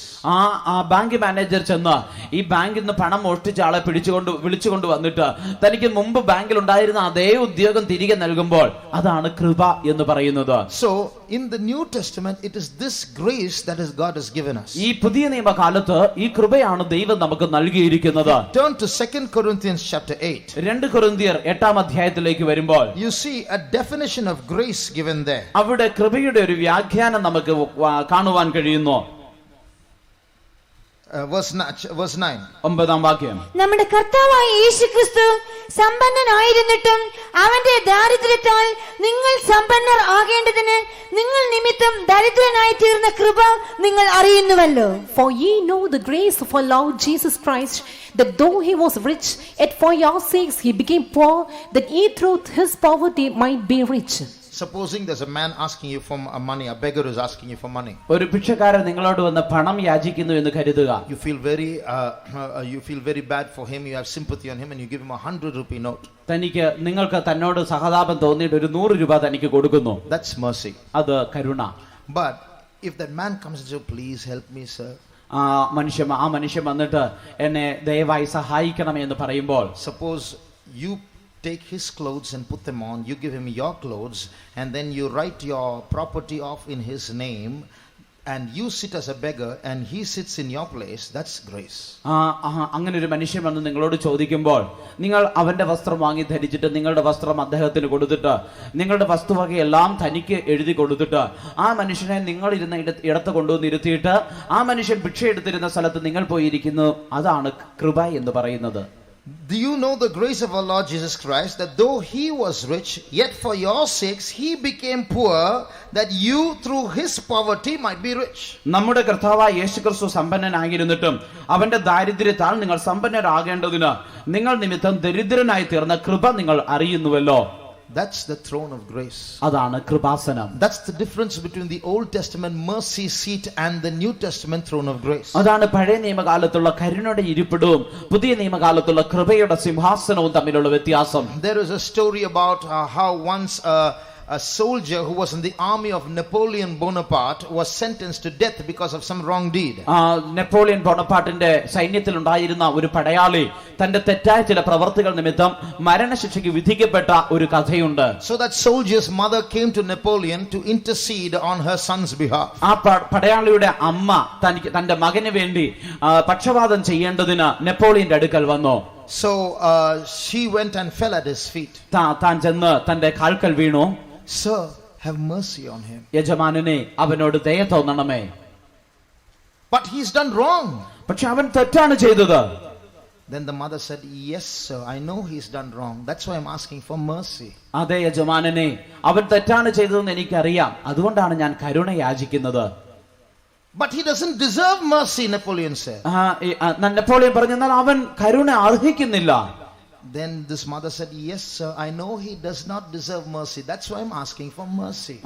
അപ്പോൾ ഈ അമ്മ പറഞ്ഞു, അതേ യജമാനനെ, അവൻ കരുണ അർഹിക്കുന്നില്ല, അതുകൊണ്ടാണ് ഞാൻ കരുണ ചോദിക്കുന്നത്.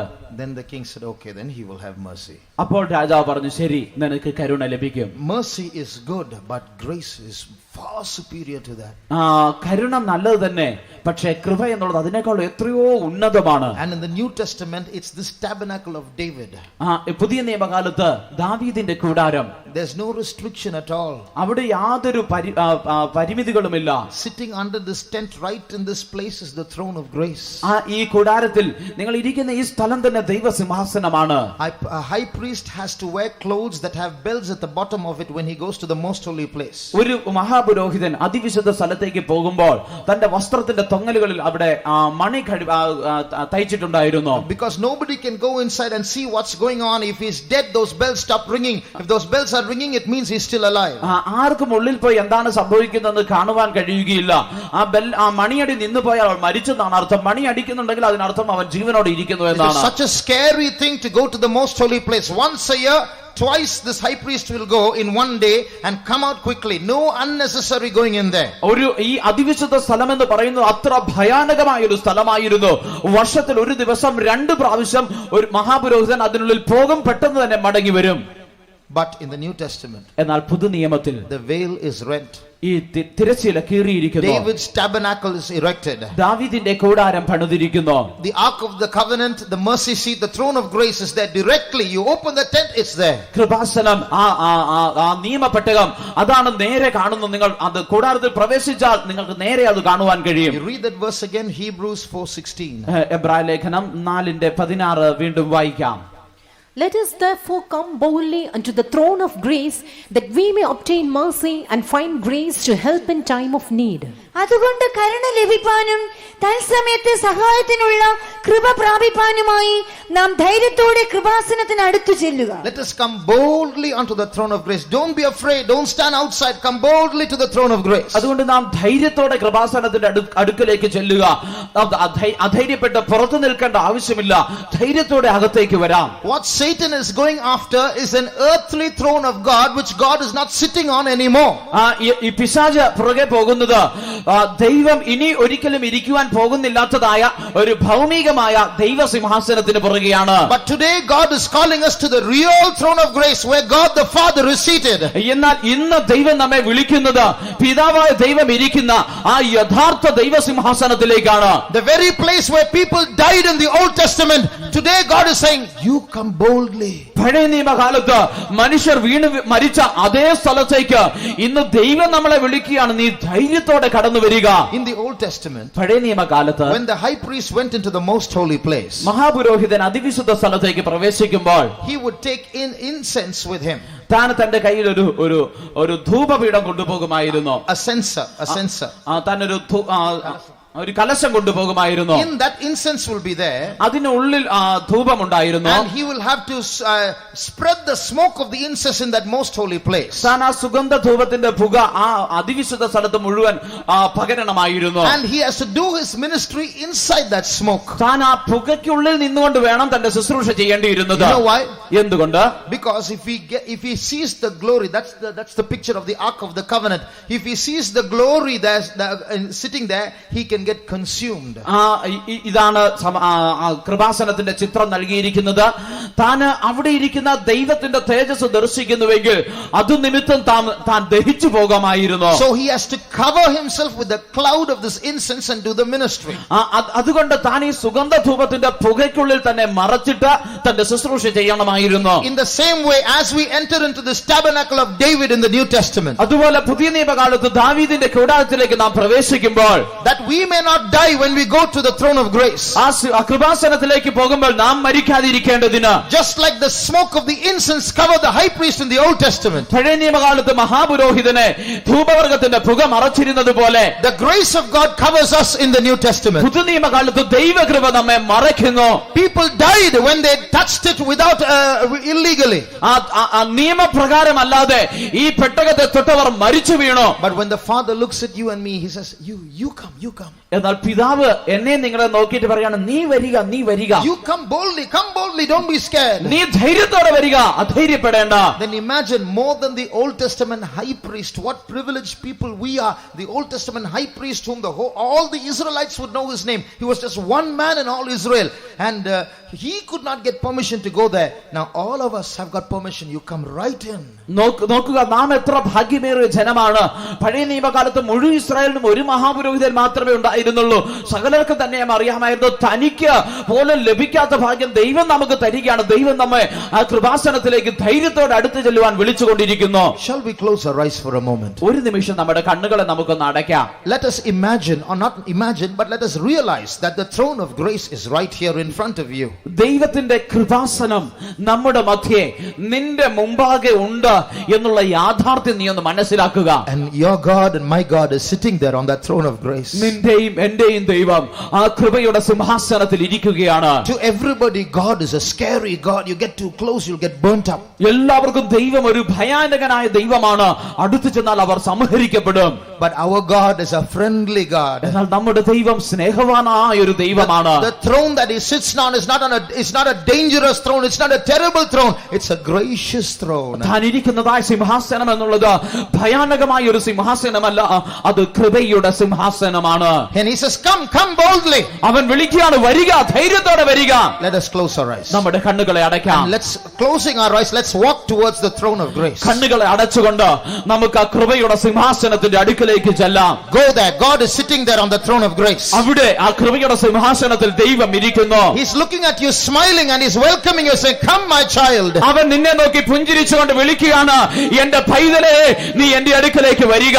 And you go and kneel down. Let us all go and kneel down before that throne of grace. നാം എല്ലാം ആ ദൈവത്തിന്റെ സിംഹാസനത്തിന്റെ മുമ്പാകെ ചെന്ന് മുഴങ്കാലുകളെ മടക്കാം. And kneeling down there, അവിടെ മുട്ടുകുത്തി നിന്നുകൊണ്ട്, what do you want grace for today? നിനക്ക് ഇന്ന് എന്തിനാണ് കൃപ ആവശ്യമായിരിക്കുന്നത്? Lord, I'm getting angry very often. I want grace to be patient. ദൈവമേ, ഞാൻ പെട്ടെന്ന് കോപിക്കുന്നു, എനിക്ക് ക്ഷമ ഉള്ളവനായിരിക്കാൻ കൃപ വേണം. I'm having a trouble. Somebody is reproaching me constantly. Give me grace to be patient. എനിക്കൊരു പ്രശ്നമുണ്ട്, ഒരാൾ എന്നെ എപ്പോഴും നിന്ദിച്ചുകൊണ്ടിരിക്കുന്നു, ക്ഷമയോടെ ഇരിക്കുവാൻ എനിക്ക് കൃപ വേണം. Lord, I'm being tempted by a particular thing. I want grace to escape that temptation. ദൈവമേ, ഒരു പ്രത്യേക കാര്യത്താൽ ഞാൻ പരീക്ഷിക്കപ്പെട്ടുകൊണ്ടിരിക്കുന്നു, ആ പരീക്ഷ ഒഴിഞ്ഞു പോകുവാൻ എനിക്ക് കൃപ വേണം. Lord, I'm going through a terrible trial in my life. I want grace to bear this trial. കർത്താവേ, എന്റെ ജീവിതത്തിൽ ഞാൻ ഒരു ഭയാനകമായ പരീക്ഷയിലൂടെ കടന്നു പോകുന്നു, ഈ പരീക്ഷ ജയിക്കുവാൻ എനിക്ക് നിന്റെ കൃപ ആവശ്യമാണ്. Lord, I'm going through a particular sickness in my body. I want grace to bear that pain. കർത്താവേ, ഞാൻ എന്റെ ശരീരത്തിൽ ഒരു പ്രത്യേക രോഗത്തിലൂടെ കടന്നു പോകുന്നു, അത് സഹിക്കുവാൻ എനിക്ക് കൃപ ആവശ്യമായിരിക്കുന്നു. Go and kneel down before that throne of grace. ദൈവത്തിന്റെ കൃപയുടെ സിംഹാസനത്തിന്റെ മുമ്പാകെ നീ മുട്ടിന്മേൽ നിൽക്കുക. And go and ask that God of all grace, Lord, give me grace for this particular situation. ഈ പ്രത്യേക സാഹചര്യത്തിൽ എനിക്ക് കൃപ തരണമേ എന്ന് സർവ്വ കൃപാലുവായ ദൈവത്തോട് നീ കൃപയ്ക്കായി യാചിക്കുക. As you kneel down before your God and ask for that grace, നിന്റെ ദൈവത്തിന്റെ മുമ്പാകെ നീ മുട്ടിന്മേൽ നിന്നുകൊണ്ട് കൃപയ്ക്കായി യാചിക്കുമ്പോൾ, you know what your problem is. നിന്റെ പ്രശ്നം എന്താണെന്ന് നിനക്കറിയാം. Go and ask Jesus for that grace. അതിന്റെ കൃപയ്ക്ക് വേണ്ടി നീ യേശുവിനോട് ചോദിക്കുക. Today from the throne of grace, that grace is going to touch you. ഇന്ന് കൃപയുടെ സിംഹാസനത്തിൽ നിന്ന് ആ കൃപ നിന്നെ തൊടുവാൻ പോകുന്നു. In the last days, the Lord says, I will raise up the tabernacle of David that is fallen. ദൈവം അരുളി ചെയ്യുകയാണ്, അവസാന നാളുകളിൽ ദാവീദിന്റെ വീണുപോയി കൂടാരത്തെ ഞാൻ വീണ്ടും പണിയും. Don't be afraid. നീ ഭയപ്പെടേണ്ട. Walk into that tabernacle. ആ കൂടാരത്തിലേക്ക് നടന്നു വരിക. There is the tabernacle. In that tabernacle is a throne of grace. ആ കൂടാരത്തിൽ കൃപയുടെ ഇരിപ്പിടമുണ്ട്. Go and kneel down before the throne of grace before God the Father. ആ പിതാവായ ദൈവത്തിന്റെ കൃപയുടെ സിംഹാസനത്തിന്റെ മുമ്പാകെ നീ മുട്ടിന്മേൽ നിൽക്കുക. You will not die. നീ മരിക്കുകയില്ല. You will not die. You will live. നീ മരിക്കുകയില്ല, നീ ജീവിക്കും. Today the grace of Jesus is touching you. ഇന്ന് യേശുവിന്റെ കൃപ നിന്നെ തൊടുന്നു. In these last days, ഈ അവസാന നാളുകളിൽ a great grace of God is going to come down upon the church of God. ദൈവസഭയുടെ മേൽ ഒരു വലിയ ദൈവകൃപ വ്യാപരിക്കുവാൻ പോകുന്നു. As evidence that God is faithful to his promise. ദൈവം തന്റെ വാഗ്ദത്തങ്ങളിൽ വിശ്വസ്തനാണ് എന്നുള്ളതിന്റെ ഉറപ്പിനായി, as proof that a great grace is going to visit the church of God. ദൈവസഭയെ ഒരു വലിയ കൃപ സന്ദർശിക്കുവാൻ പോകുന്നു എന്നുള്ളതിന്റെ തെളിവിനായി, today as you kneel before the throne of grace, a grace is going to touch you. ഇന്ന് ദൈവസിംഹാസനത്തിന്, ദൈവത്തിന്റെ കൃപയുടെ സിംഹാസനത്തിന്റെ മുമ്പാകെ നീ മുഴങ്കാൽ മടക്കുമ്പോൾ ഒരു വലിയ കൃപ നിന്നെ തൊടുവാൻ പോകുന്നു. That anger is going to go. The grace of God is coming upon you. ആ കോപം മാറ്റപ്പെട്ടിട്ട് ദൈവത്തിന്റെ കൃപ നിന്റെ മേൽ വരുവാൻ പോകുന്നു. In your trial you are murmuring, you are questioning, now the grace of God is visiting you. നിന്റെ പരീക്ഷയിൽ നീ പെറുപെറുക്കുകയാണ്, നീ ചോദ്യം ചെയ്യുകയാണ്, ഇപ്പോൾ ദൈവകൃപ നിന്നെ സന്ദർശിക്കുന്നു. You are afraid you are going to yield to that worldly temptation, but today the grace of God is going to preserve you. ആ ലോകത്തിലെ പരീക്ഷയ്ക്ക് മുമ്പാകെ നീ ഏൽപ്പിച്ചു കൊടുക്കുന്നില്ല. ഇന്ന് ദൈവത്തിന്റെ കൃപ നിന്നെ അതിൽ സംരക്ഷിക്കുവാൻ പോകുന്നു. Close your eyes and behold, the grace of God is surrounding you. നിന്റെ കണ്ണുകൾ അടച്ചിട്ട് ദൈവത്തിന്റെ കൃപ നിന്നെ ചുറ്റുന്നത് നീ കാണുക. You are not dying. നീ മരിക്കുകയില്ല. Why? എന്തുകൊണ്ട്? The grace of God is surrounding you. ദൈവകൃപ നിന്നെ ചുറ്റുന്നു. You are standing in the presence of your heavenly Father. നീ നിന്റെ സ്വർഗീയ പിതാവിന്റെ സന്നിധിയിലാണ് നിൽക്കുന്നത്. He is the Father of grace, the God of all grace. അവൻ സർവ്വകുമാരനായ കൃപയുടെ ഉറവിടമായ ദൈവമാണ്. Receive that grace. ആ കൃപ പ്രാപിച്ചു കൊള്ളുക.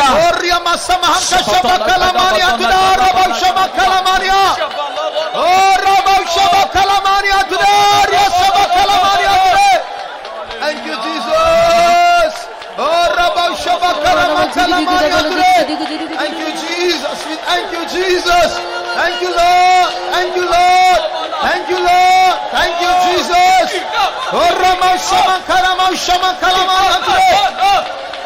Thank you, Jesus. We praise you. For the great grace of God shall we praise God. കർത്താവിന്റെ വലിയ കൃപയ്ക്കായി നാം ചേർന്ന് സ്തോത്രം ചെയ്യാം. സ്തോത്രം, സ്തോത്രം, സ്തോത്രം, സ്തോത്രം, സ്തോത്രം, സ്തോത്രം, സ്തോത്രം. Shall we be seated? നമുക്ക് വീണ്ടും ഇരിക്കാം. Before the coming of the Lord, കർത്താവിന്റെ വരവിന് മുമ്പായി there's going to be a great visitation from God. ദൈവത്തിൽ നിന്ന് ഒരു വലിയ സന്ദർശനം ഉണ്ടാകുവാൻ പോകുന്നു. This tabernacle of David is going to be erected in the church once again. ദൈവസഭയിൽ ഒരിക്കൽ കൂടി ദാവീദിന്റെ കൂടാരം പണിയപ്പെടുവാൻ പോകുന്നു. And the capstone, the headstone for the church is going to be laid, saying grace, grace unto it. കൃപ, കൃപ എന്ന് പറഞ്ഞുകൊണ്ട് സഭയുടെ ആണിക്കല്ല് കയറ്റുവാൻ പോകുന്നു. It's not by your might, it's not by your strength. അത് സൈന്യത്താലുമല്ല, ശക്തിയാലുമല്ല. It's not by your greatness, it's not by your Bible knowledge, it's not by your seniority. അത് നിന്റെ വലിപ്പം കൊണ്ടോ, നിന്റെ വേദപുസ്തകത്തിലെ അറിവ് കൊണ്ടോ, നിന്റെ പഴക്കം കൊണ്ടോ അല്ല. It's not by your consecration, it's not by your holiness. അത് നിന്റെ പ്രതിഷ്ഠ കൊണ്ടോ, നിന്റെ വിശുദ്ധി കൊണ്ടോ അല്ല. It's not by might, it's not by power, but by my spirit, said the Lord of hosts. അത് സൈന്യത്താലുമല്ല, ശക്തിയാലുമല്ല, എന്റെ ആത്മാവിനാൽ അത്രേ എന്ന് സൈന്യങ്ങളുടെ യഹോവ അരുളി ചെയ്യുന്നു. Today the church is going through a stage of captivity. ഇന്ന് ദൈവസഭ ഒരു അടിമത്തത്തിന്റെ അനുഭവത്തിലൂടെ കടന്നു പോകുന്നു. Other lords beside our Lord is having dominion over us. മറ്റു പല ദേവന്മാർ നമ്മുടെ മേൽ ആധിപത്യം ചെലുത്തുന്നു. But that day is going to be over and our God is going to establish his throne in the church once again. എന്നാൽ ആ ദിവസങ്ങൾ അവസാനിച്ചിട്ട് നമ്മുടെ ദൈവം അവന്റെ സിംഹാസനം ദൈവസഭയിൽ ഒരിക്കൽ കൂടി സ്ഥാപിക്കുവാൻ പോകുന്നു. There's going to be a great revival in the last days. അവസാന നാളുകളിൽ ഒരു വലിയ ഉണർവുണ്ടാകുവാൻ പോകുന്നു. Those who believe, they shout a great hallelujah. ഇത് വിശ്വസിക്കുന്നവർ ചേർന്ന് ഉച്ചത്തിൽ ഒരു hallelujah വിളിച്ചാട്ടെ. Hallelujah. But remember, we may be slaves, we may be captives in Babylon. നാം ഓർത്തുകൊള്ളണം, ഒരിക്കൽ നാം ബാബേലിൽ അടിമകളായിരിക്കാം. But remember, the Bible calls us prisoners of hope. എന്നാൽ വേദപുസ്തകം വിളിക്കുന്നത് പ്രത്യാശയുടെ തടവുകാരെന്നാണ്. What does that mean? എന്താണ് അതിനർത്ഥം? Though we are bound by so many evil powers, മറ്റു പല അന്ധകാര ശക്തികൾ നമ്മെ ബന്ധിച്ചിരിക്കുന്നെങ്കിൽ തന്നെ, so many iniquities and sins are struggling in us, പല അകൃത്യങ്ങളും പാപങ്ങളും നമ്മെ ശല്യപ്പെടുത്തുന്നെങ്കിൽ തന്നെയും, though so many enemies are persecuting us, പല ശത്രുക്കൾ നമ്മെ നിന്ദിക്കുന്നെങ്കിൽ തന്നെയും, we are prisoners of hope. നാം പ്രത്യാശയുടെ തടവുകാരാണ്. What does that mean? എന്താണ് അതിനർത്ഥം? There is a redemption for us. നമുക്കൊരു വീണ്ടെടുപ്പുണ്ട്. The redeemed of the Lord will come back to Zion with singing, and everlasting joy shall be upon their heads. യഹോവയാൽ വീണ്ടെടുക്കപ്പെട്ടവർ അവരുടെ തലമേൽ സന്തോഷഘോഷത്തോടെ സിയോനിലേക്ക് മടങ്ങി വരും. Sorrow and sighing will flee away. ആ ദുഃഖവും വ്യസനവും ഓടിപ്പോകും. When you turn to Haggai chapter 3, Haggai പ്രവചനം 3-ാം അധ്യായത്തിലേക്ക് വരുമ്പോൾ, there you see an incident in the Old Testament. പഴയ നിയമകാലത്തുള്ള ഒരു സംഭവം കാണുവാൻ കഴിയുന്നു. Haggai chapter 2. ഹഗ്ഗായി 2-ാം അധ്യായം, Read verse 3. 3-ാം വാക്യം. നിങ്ങളിൽ ഈ ആലയത്തെ അതിന്റെ ആദ്യ മഹത്വത്തോടെ കണ്ടവരായി ആർ ശേഷിച്ചിരിക്കുന്നു? ഇപ്പോൾ കണ്ടിട്ട് നിങ്ങൾക്ക് എന്തു തോന്നുന്നു? ഏതും ഇല്ലാത്തതുപോലെ തോന്നുന്നില്ലയോ? Who is left among you that saw this house in her first glory? And how do ye see it now? Is it not in your eyes in comparison of it as nothing? So the temple that Haggai and the others were watching was a very dilapidated, broken down, ruined temple. It was rebuilt, but that original glory was not there. Haggai മറ്റുള്ളവരും കാണുന്നതായ ആലയം അത് വീണ്ടും പണിതെങ്കിൽ തന്നെയും അത് തകർക്കപ്പെട്ടത് അല്ലെങ്കിൽ അത് ഇടിഞ്ഞു പൊളിഞ്ഞ അവസ്ഥകൾ തന്നെയൊക്കെയാണ് കാണപ്പെടുന്നത്. ആദ്യത്തെ ആലയത്തിനുണ്ടായിരുന്ന മഹത്വം നഷ്ടപ്പെട്ടു പോയിരുന്നു. That's what is written here, and Haggai is asking, have you seen, how many of you are here, the old people who have seen the first temple, compare it to this? This is nothing, isn't it? Haggai ഇവിടെ അത് തന്നെയാണ് ചോദിക്കുന്നത്. ഈ ആലയത്തെ അതിന്റെ ആദ്യ മഹത്വത്തോടെ നിങ്ങൾ എത്ര പേർ കണ്ടിട്ടുണ്ട്? അതുമായി താരതമ്യം ചെയ്യും.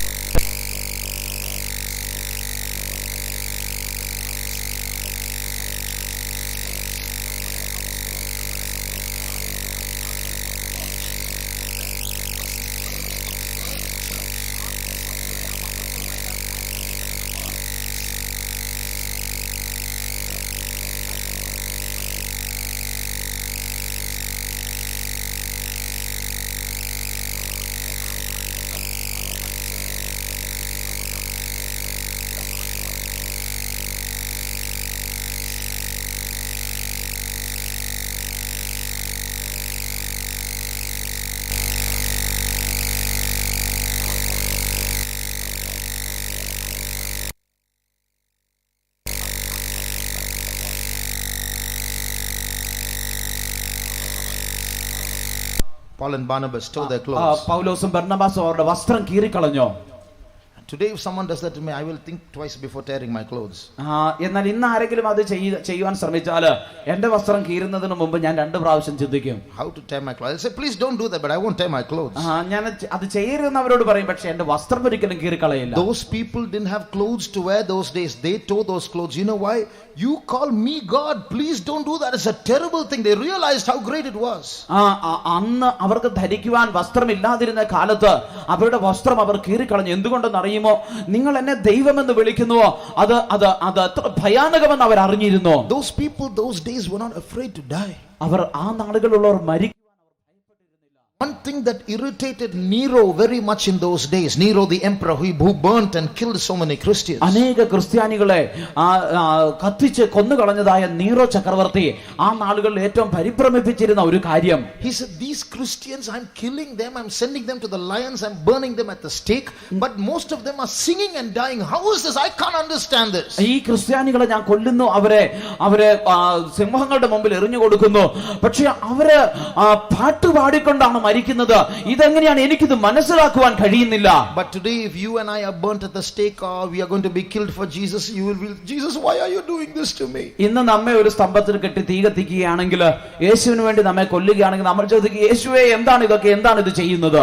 So our glory is diminished. നമ്മുടെ മഹത്വം കുറഞ്ഞു പോയിരിക്കുന്നു. Although Haggai says today's glory is so low, Haggai പറയുന്ന ഇന്നത്തെ തേജസ് മഹത്വം വളരെ കുറവാണെങ്കിലും, he says one more thing. താൻ ഒരു കാര്യം കൂടി പറയുന്നു. Who is left among you that saw this house in its first glory? Is it now not in your eyes in comparison of it as nothing?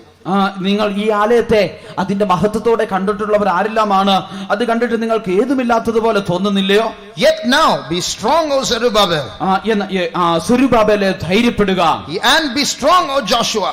യോശുവയെ ധൈര്യപ്പെടുക. And be strong, all the people of the land. ദേശത്തെ സകല ജനവുമായുള്ളവരെ ധൈര്യപ്പെടുവേൻ. For although this house is not having the first glory, I am with you, says the Lord of hosts. ഈ ആലയത്തിന് ആദ്യത്തെ മഹത്വം ഇല്ല എങ്കിലും ഞാൻ നിങ്ങളോട് കൂടെ ഉണ്ട് എന്ന് സൈന്യങ്ങളുടെ യഹോവ അരുളി ചെയ്യുന്നു. Read verse 4 please. 4-ാം വാക്യം വായിക്കാം. ഇപ്പോഴോ സെരുബ്ബാബേലേ ധൈര്യപ്പെടുക എന്ന് യഹോവയുടെ അരുളപ്പാട്. മഹാപുരോഹിതനായി യഹോസാദാക്കിന്റെ മകനായി യോശുവേ ധൈര്യപ്പെടുക. ദേശത്തിലെ സകല ജനവുമായുള്ളവരെ ധൈര്യപ്പെട്ട് വേല ചെയ്യുവീൻ എന്ന് യഹോവയുടെ അരുളപ്പാട്. ഞാൻ നിങ്ങളോട് കൂടെ ഉണ്ടല്ലോ എന്ന് സൈന്യങ്ങളുടെ യഹോവയുടെ അരുളപ്പാട്. Yet now be strong, O Zerubbabel, saith the Lord, and be strong, O Joshua, son of Josedek the high priest, and be strong, all ye people of the land, saith the Lord, and work, for I am with you, saith the Lord of hosts. So God says, see, although the glory is small, the glory of your church now is small, I'm still with you. ദൈവം പറയുകയാണ്, ഇപ്പോഴുള്ള ആലയത്തിന്റെ മഹത്വം കുറവാണെങ്കിൽ തന്നെയും ഞാൻ നിങ്ങളോട് കൂടെ ഉണ്ട്. And in verse 5, my spirit remaineth among you, so don't be afraid. 5-ാം വാക്യത്തിൽ പറയുകയാണ്, എന്റെ ആത്മാവ് നിങ്ങളുടെ മധ്യേ ആവസിക്കുന്നു, അതുകൊണ്ട് ഭയപ്പെടേണ്ട. And verse 9, the glory of this latter house, you can't see glory now, it's like an ordinary church, but this glory of the latter house shall be greater than the glory of the former house, says the Lord. ഇന്ന് നിങ്ങൾക്ക് ഈ ആലയത്തിന്റെ മഹത്വം പുറമെ കാണുവാൻ കഴിയുന്നില്ലായിരിക്കാം, അതൊന്നുമില്ലാത്തതുപോലെ തോന്നുന്നുണ്ടായിരിക്കാം. പക്ഷേ ഈ ആലയത്തിന്റെ മഹത്വം പിന്നത്തെ മഹത്വം മുമ്പിലത്തേതിലും വലുതായിരിക്കുമെന്ന് സൈന്യങ്ങളുടെ യഹോവ അരുളി ചെയ്യുന്നു. Read verse 9. 9-ാം വാക്യം വായിക്കാം. ഈ ആലയത്തിന്റെ പിന്നത്തെ മഹത്വം മുമ്പിലത്തേതിലും വലുതായിരിക്കുമെന്ന് സൈന്യങ്ങളുടെ യഹോവ അരുളി ചെയ്യുന്നു. Hallelujah. Hallelujah. This is a prophecy God has written not just for us to read biblical history, but it's going to happen in our church as well. ഈ പ്രവചനം എഴുതിയിരിക്കുന്നത് വേദപുസ്തക ചരിത്രത്തിന് വേണ്ടി മാത്രമല്ല, ഇത് ദൈവസഭയിൽ നിറവേറ്റപ്പെടേണ്ടതിന് വേണ്ടി കൂടിയാണ്. Now, as we saw on the first day about Jachin and Boaz, ആദ്യ ദിവസത്തിൽ നാം യാഖീനും ബോവസിനെ കുറിച്ച് കണ്ടതുപോലെ, Jachin is a name that represents the priesthood we saw. യാഖീൻ എന്നുള്ളത് പൗരോഹിത്യത്തെ കാണിക്കുന്നതായ ഒരു പേരാകുന്നു. And Boaz represents kingship. Boaz എന്നുള്ളത് രാജ്യത്വത്തെ കാണിക്കുന്നു. Now if you look at these two people whom Haggai is encouraging, be strong Zerubbabel, be strong Joshua. ഇവിടെ ഹഗ്ഗായി ഉത്സാഹിപ്പിക്കുന്ന രണ്ടുപേരെ, ധൈര്യപ്പെടുക എന്ന് പറയുന്ന രണ്ടുപേരെ നോക്കിയാൽ, സെരുബ്ബാബേലും യോശുവയും നോക്കിയാൽ, Zerubbabel is not a king, but he belongs to the king's lineage. സെരുബ്ബാബേൽ എന്ന് പറയുന്നത് ഒരു രാജാവല്ല എങ്കിൽ തന്നെ രാജാവിന്റെ വംശാവലിയിൽപ്പെട്ടവനാണ്. He is David's seed. താൻ ദാവീദിന്റെ സന്തതിയിൽപ്പെട്ടവനാണ്. And Joshua is the high priest. യോശുവ മഹാപുരോഹിതനാണ്. There is no temple there is no office of the high priest as yet, but God has brought him back to the office. അന്ന് മഹാപുരോഹിതന്റെ ശുശ്രൂഷയൊന്നും ഇല്ല എങ്കിൽ തന്നെയും ദൈവം അവനെ ശുശ്രൂഷയിലേക്ക് മടക്കി കൊണ്ടുവരുന്നു. Zechariah sees him with unclean garments, but still God tells him, don't be afraid. Zacharia തന്നെ കാണുമ്പോൾ താൻ അഴുക്കുള്ള വസ്ത്രത്തോടെ കാണുന്നുവെങ്കിൽ തന്നെ ദൈവം പറയുകയാണ്, ഭയപ്പെടേണ്ട. So just like Jachin and Boaz, king and priest, here is a king and priest. യാഖീമും ബോവാസും രാജാവിനും പുരോഹിതനും നിഴലായിരിക്കുന്ന പോലെ ഇവിടെയും ഒരു പുരോഹിതനെയും രാജാവിനെയും കാണുവാൻ കഴിയുന്നു. So God is encouraging them in their weak situation. They are weak, they are not still slaves, but God says, be strong. ദൈവം അവരുടെ ബലഹീന സാഹചര്യത്തിൽ അവരെ ധൈര്യപ്പെടുത്തുകയാണ്. അവർ ബലഹീനരാണ്, അവർ അപ്പോഴും അടിമത്തത്തിൽ തന്നെയാണ്, പക്ഷേ ധൈര്യപ്പെടുവാൻ കൽപ്പിക്കുന്നു. So God uses this king and priest to rebuild the old temple and restore its glory to its former state. ഈ രാജാവിനെ പുരോഹിതനെ ഉപയോഗിച്ചാണ് ദൈവം തന്റെ പഴയ ആലയം വീണ്ടും പണിയുന്നതും അതിന് മഹത്വം തിരികെ കൊടുക്കുന്നതും. In the same way, God is going to anoint us with the king's anointing, with the royal anointing, and with the priestly anointing, so that we can rebuild the temple of God in the last days. അതുപോലെ തന്നെ ഈ അവസാന നാളുകളിൽ ദൈവത്തിന്റെ ആലയം പണിയേണ്ടതിന് ദൈവം നമ്മെ ഓരോരുത്തരെയും വീണ്ടും ഒരു പുരോഹിതന്റെ അഭിഷേകത്താലും രാജാവിന്റെ രാജകീയ അഭിഷേകത്താലും നിറയ്ക്കുവാൻ പോകുന്നു. So when these two people got up to go and start building the temple and restore it to its former glory, ഈ രണ്ടുപേർ എഴുന്നേറ്റ് ഈ ദൈവത്തിന്റെ ആലയം വീണ്ടും അതിന്റെ പഴയ മഹത്വത്തോടെ പണിയുവാൻ ആരംഭിക്കുമ്പോൾ, they faced many hindrances. അവർ പല തടസ്സങ്ങൾ നേരിടുന്നു. And that hindrance in Zerubbabel's life is represented by a great mountain that stood in front of him. സെരുബ്ബാബേലിന്റെ മുമ്പായുള്ള തടസ്സത്തെ ഒരു വലിയ പർവ്വതത്തോട് താരതമ്യപ്പെടുത്തുകയാണ്. And there is a challenge set forth in Zechariah's life. In Zechariah's book. സഖറിയാവിന്റെ പുസ്തകത്തിൽ ഒരു വലിയ വെല്ലുവിളി നമുക്ക് കാണുവാൻ കഴിയുന്നു. Read Zechariah chapter 4. Zacharia പ്രവചനം 4-ാം അധ്യായം. And read verses 6 and 7. 6ഉം 7ഉം വാക്യങ്ങൾ വായിക്കാം. അവൻ എന്നോട് ഉത്തരം പറഞ്ഞത് എന്തെന്നാൽ, സെരുബ്ബാബേലിനോടുള്ള യഹോവയുടെ അരുളപ്പാടാവിത്, സൈന്യത്താലല്ല ശക്തിയാലുമല്ല എന്റെ ആത്മാവിനാൽ അത്രയെന്ന് സൈന്യങ്ങളുടെ യഹോവ അരുളി ചെയ്യുന്നു. സെരുബ്ബാബേലിന്റെ മുമ്പിലുള്ള മഹാപർവ്വതമേ, നീ ആർ? നീ സമഭൂമിയായി തീരും. അതിന് കൃപ കൃപ എന്ന് ആർപ്പോടുകൂടെ അവൻ ആണിക്കല്ല് കയറ്റി. Then he answered and spake unto me, saying, This is the word of the Lord unto Zerubbabel, saying, Not by might, nor by power, but by my spirit, saith the Lord of hosts. Who art thou, O great mountain? Before Zerubbabel thou shalt become a plain, and he shall bring forth the headstone thereof with shoutings, crying, Grace, grace unto it. So as this king and priest, like ordinary human beings, are going and trying to build the temple of God and restore it, they are facing many hindrances. പുരോഹിതനും രാജാവുമായിരിക്കുന്ന സാധാരണ മനുഷ്യരായിരിക്കുന്ന ഇവർ ചെന്ന് ആ ആലയം പണിയുവാൻ പോകുമ്പോൾ പല തടസ്സങ്ങൾ അവരുടെ ജീവിതത്തിൽ നേരിടുന്നെങ്കിൽ തന്നെയും, Zerubbabel was king's seat, but he had no crown, he had no royal garments, he had no throne, no scepter. സെരുബ്ബാബേൽ രാജസന്തതിയിൽപ്പെട്ടവനായിരുന്നെങ്കിൽ തന്നെയും അവന് സിംഹാസനമോ കിരീടമോ രാജകീയ വസ്ത്രങ്ങളോ അതിനുള്ള കാര്യങ്ങളൊന്നും അവൻ ഉണ്ടായിരുന്നില്ല. He was just like an ordinary dressed man. അവന് സാധാരണ വസ്ത്രം ധരിച്ച ഒരു മനുഷ്യനെ പോലെ ആയിരുന്നു.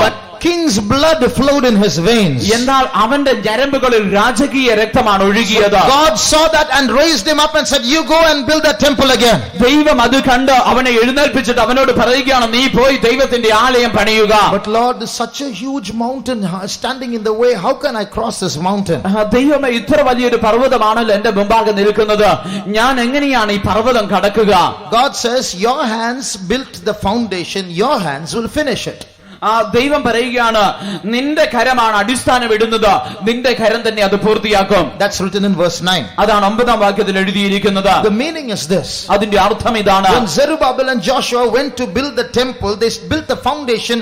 Strangers, enemies from other countries came and said, Who asked you to build? Stop it. And they issued a stay order against it. For 15 years the work stopped. യോശുവയും സെരുബ്ബാബേലും കൂടെ ചെന്ന് ആലയം പണിയേണ്ടതിന് അതിന്റെ അടിസ്ഥാനം ഇട്ടപ്പോൾ ശത്രുക്കൾ അപരിചിതരായി വന്നിട്ട് അവരെ തടസ്സപ്പെടുത്തി, ആരാണ് നിങ്ങൾക്ക് ഇത് പണിയുവാൻ അനുവാദം തന്നത് എന്ന് ചോദിച്ചിട്ട് അത് 15 വർഷത്തോളം പണിയാതിരിക്കേണ്ടതിന് അവർ അതിനൊരു തടസ്സം കൊണ്ടുവരികയാണ്. Now after 15 years Zerubbabel and Joshua are rising up again listening to the prophecy of Haggai and Zechariah. 15 വർഷത്തിന് ശേഷം സഖറിയാവിന്റെ ഹഗ്ഗായിയുടെ പ്രവചനത്തിന്റെ ശബ്ദത്തിന് ചെവി കൊടുത്തുകൊണ്ട് അവർ വീണ്ടും എഴുന്നേൽക്കുകയാണ്. Lord, how can we? There's so many enemies. കർത്താവേ, ഞങ്ങൾക്ക് എങ്ങനെ കഴിയും? എത്ര ശത്രുക്കളുണ്ട്? Thus said the Lord, the hands of Zerubbabel have started building it, the hands of Zerubbabel will finish it. അപ്പോഴാണ് ദൈവത്തിന്റെ വചനം അരുളി ചെയ്യുന്നത്, സെരുബ്ബാബേലിന്റെ കൈ അതിന്റെ അടിസ്ഥാനം ഇട്ടിരിക്കുന്നു, സെരുബ്ബാബേലിന്റെ കൈ തന്നെ അതിന്റെ പണി പൂർത്തിയാക്കും. Lord, but this mountain is so high, the hindrances are so great, the people are so many,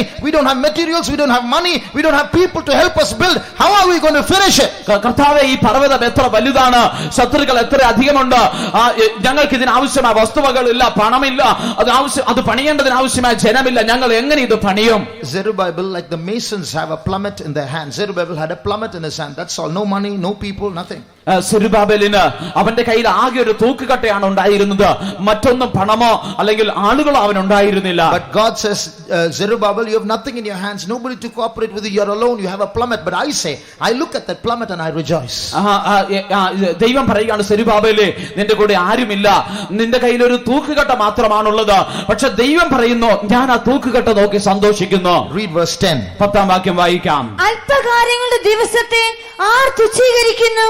സർവഭൂമിയിലും ഊടാടി ചെല്ലുന്ന യഹോവയുടെ ഈ 7 കണ്ണ് സെരുബ്ബാബേലിന്റെ കയ്യിലുള്ള തൂക്കുകട്ട കണ്ട് സന്തോഷിക്കുന്നു. For who hath despised the day of small things?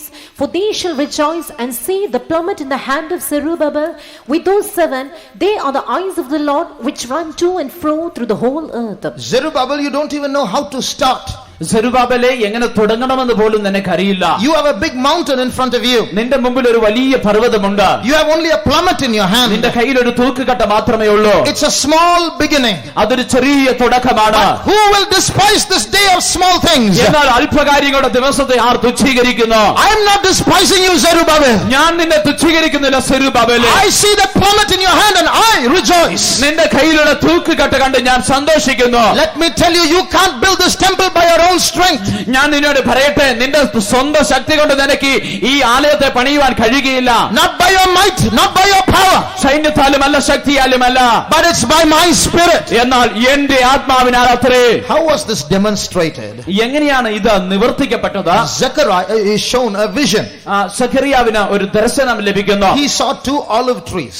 തന്നെ 2 ഒലിവ് മരങ്ങൾ കാണുന്നു. And those 2 olive trees are feeding a candlestick. 2 olive മരങ്ങൾ ഒരു read verses 2 and 3. No time, read it only in Malayalam. മലയാളത്തിൽ മാത്രമായി. നീ എന്ത് കാണുന്നു എന്ന് എന്നോട് ചോദിച്ചതിന് ഞാൻ മുഴുവനും പൊന്നുകൊണ്ടുള്ള ഒരു വിളക്ക് തണ്ടും അതിന്റെ തലയ്ക്കൽ ഒരു കുടവും അതിന്മേൽ 7 വിളക്കും അതിന്റെ തലയ്ക്കലുള്ള 7 വിളക്കിന് 7 കുഴലും അതിനരികെ കുടത്തിന്റെ വലത്തുഭാഗത്തൊന്നും ഇടത്തുഭാഗത്തൊന്നും ഇങ്ങനെ 2 ഒലിവ് മരവും ഞാൻ കാണുന്നു എന്ന് പറഞ്ഞു. So what's written here? ഇവിടെ എന്താണ് എഴുതിയിരിക്കുന്നത്? In Moses' days, മോശയുടെ നാളുകളിൽ, in order to light the candlestick, നിലവിളക്ക് കത്തിക്കേണ്ടതിന് every now and then this priest has to go and take oil and pour it into the flames. ഓരോ പ്രാവശ്യവും പുരോഹിതൻ ചെന്ന് ഈ ഒലിവെണ്ണ എടുത്ത് ആ തിരിയിൽ ഒഴിച്ചു കൊടുക്കണമായിരുന്നു. Pour it into those bowls and then the flame burns. ആ നിലവിളക്കിന്റെ പാത്രത്തിൽ ഒഴിക്കുമ്പോൾ അത് തിരി കത്തുമായിരുന്നു. But what is seen in this vision? ഈ ദർശനത്തിൽ എന്താണ് കാണുന്നത്? There are 2 olive trees on 2 sides. 2 വശത്ത് 2 ഒലിവ് മരങ്ങൾ നിൽക്കുന്നു. In the middle there is a candlestick. അതിന് നടുവിൽ ഒരു നിലവിളക്കുണ്ട്. And from the olive trees pipes are moving out and getting connected to the candlestick. ഈ ഒലിവ് മരത്തിൽ നിന്ന് ചില കുഴലുകൾ ഈ നിലവിളക്കിലേക്ക് വന്നിരിക്കുന്നു. What is this show? എന്താണ് ഇത് കാണിക്കുന്നത്? Non stop flow of oil. അത് എണ്ണയുടെ നിലയ്ക്കാത്ത ഒഴുക്ക്. And then Zechariah asks the angel, what does this mean? അപ്പോൾ ദൂതനോട് സഖറിയാവ് ചോദിക്കുന്നു, ഇതിന്റെ അർത്ഥം എന്താണ്? And then the angel says, the meaning of this is not by might, not by power, but by my spirit, says the Lord. അപ്പോൾ ദൂതൻ പറയുകയാണ്, ഇതിന്റെ അർത്ഥം സൈന്യത്താലുമല്ല ശക്തിയാലുമല്ല എന്റെ ആത്മാവിനാൽ അത്രേ എന്ന് യഹോവയുടെ അരുളപ്പാട്. That means the house of God is going to be finished by non-stop anointing. അതായത് ദൈവത്തിന്റെ ആലയം പൂർത്തീകരിക്കപ്പെടുവാൻ പോകുന്നത് നിലയ്ക്കാത്ത അഭിഷേകത്താലാണ്. That's the prophecy about the last days. അത് അവസാന നാളുകളെ കുറിച്ചുള്ള പ്രവചനമാണ്. That's the revival that I was talking to you about. അതാണ് ഞാൻ നിങ്ങളോട് സംസാരിച്ചു കൊണ്ടിരുന്ന ഉണർവ്. Today we are like a dried tree. ഇന്നൊരു പക്ഷേ നാം ഒരു ഉണങ്ങിയ വൃക്ഷമായിരിക്കാം. Today we are like a candlestick that is not burning properly. ഇന്ന് ശരിക്ക് കത്താത്ത ഒരു നിലവിളക്ക് പോലെ ആയിരിക്കാം. But the God of Zerubbabel is our God. എന്നാൽ സെരുബാബേലിന്റെ ദൈവമാണ് നമ്മുടെ ദൈവം. The God of Joshua who wore unclean garments is our God. അശുദ്ധ വസ്ത്രങ്ങളുള്ളതായ യോശുവയുടെ ദൈവമാണ് നമ്മുടെ ദൈവം. What did God say? എന്താണ് ദൈവം പറയുന്നത്? Not by might, not by power, but by my spirit. ഈ സൈന്യത്താലുമല്ല ശക്തിയാലുമല്ല എന്റെ ആത്മാവിനാൽ അത്രേ. And then in the next verse the Holy Spirit starts talking. And next verse the Holy Spirit starts talking. അടുത്ത വാക്യത്തിൽ പരിശുദ്ധാത്മാവ് സംസാരിക്കുവാൻ തുടങ്ങുന്നു. He starts talking to the mountain. താൻ ആ പർവ്വതത്തോട് സംസാരിക്കുകയാണ്. Who art thou, O great mountain? ഓ മഹാപർവ്വതമേ നീ R? He says, he doesn't say before me you will become a plain, before Zerubbabel you will become a plain. എന്റെ മുമ്പാകെ നീ സമഭൂമി ആകുമെന്നല്ല പരിശുദ്ധാത്മാവ് പറയുന്നത്. സെരുബാബേലിന്റെ മുമ്പാകെ നീ ഒരു സമഭൂമി ആയി തീരും. What is happening? എന്താണ് സംഭവിക്കുന്നത്? When the Holy Spirit challenges the mountain and says, who art thou, O great mountain? പരിശുദ്ധാത്മാവ് മഹാപർവ്വതത്തെ നോക്കി നീ ആർ എന്ന് വെല്ലുവിളിക്കുമ്പോൾ, and then he tells, before Zerubbabel you will become a plain. സെരുബാബേലിന്റെ മുമ്പാകെ നീ ഒരു സമഭൂമിയായി തീരുമെന്ന് അവൻ പറയുമ്പോൾ what does the Holy Spirit do?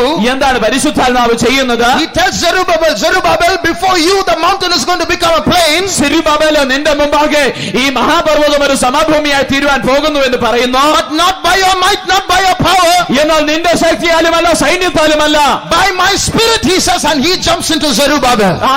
എന്റെ ആത്മാവിനാൽ അത്ര എന്ന് പറഞ്ഞുകൊണ്ട് ഈ ആത്മാവ് സെരുബ്ബാബേലിലേക്ക് പ്രവേശിക്കുന്നു. Shall we close our eyes? നമ്മുടെ കണ്ണുകളെ നമുക്ക് അടയ്ക്കാം. The same spirit of God is moving in our midst. അതേ പരിശുദ്ധാത്മാവ് നമ്മുടെ മധ്യേ പ്രവർത്തിച്ചു കൊണ്ടിരിക്കുന്നു. The same spirit of God who tells Joshua and Zerubbabel, although you see the church is not in its glory, yet I am amongst you, fear not.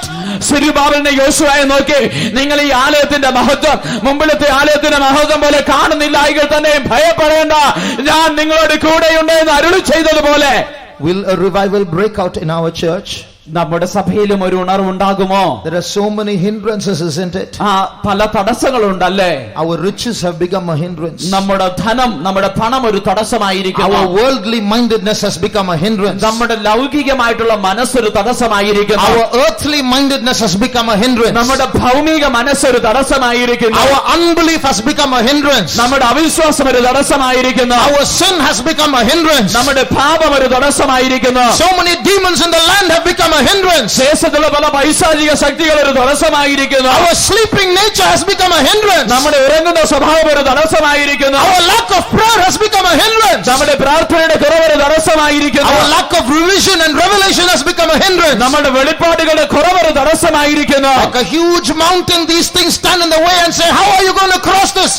ഒരു വലിയ പർവ്വതം പോലെ ഇത് നിന്റെ മുമ്പാകെ നിന്നിട്ട് നീ എങ്ങനെ ഇതിനെ കടക്കുമെന്ന് ചോദിക്കുന്നു. But don't look at yourself. എന്നാൽ നിന്നെ തന്നെ നീ നോക്കേണ്ട. Don't look at that mountain. ആ പർവ്വതത്തെ നീ നോക്കേണ്ട.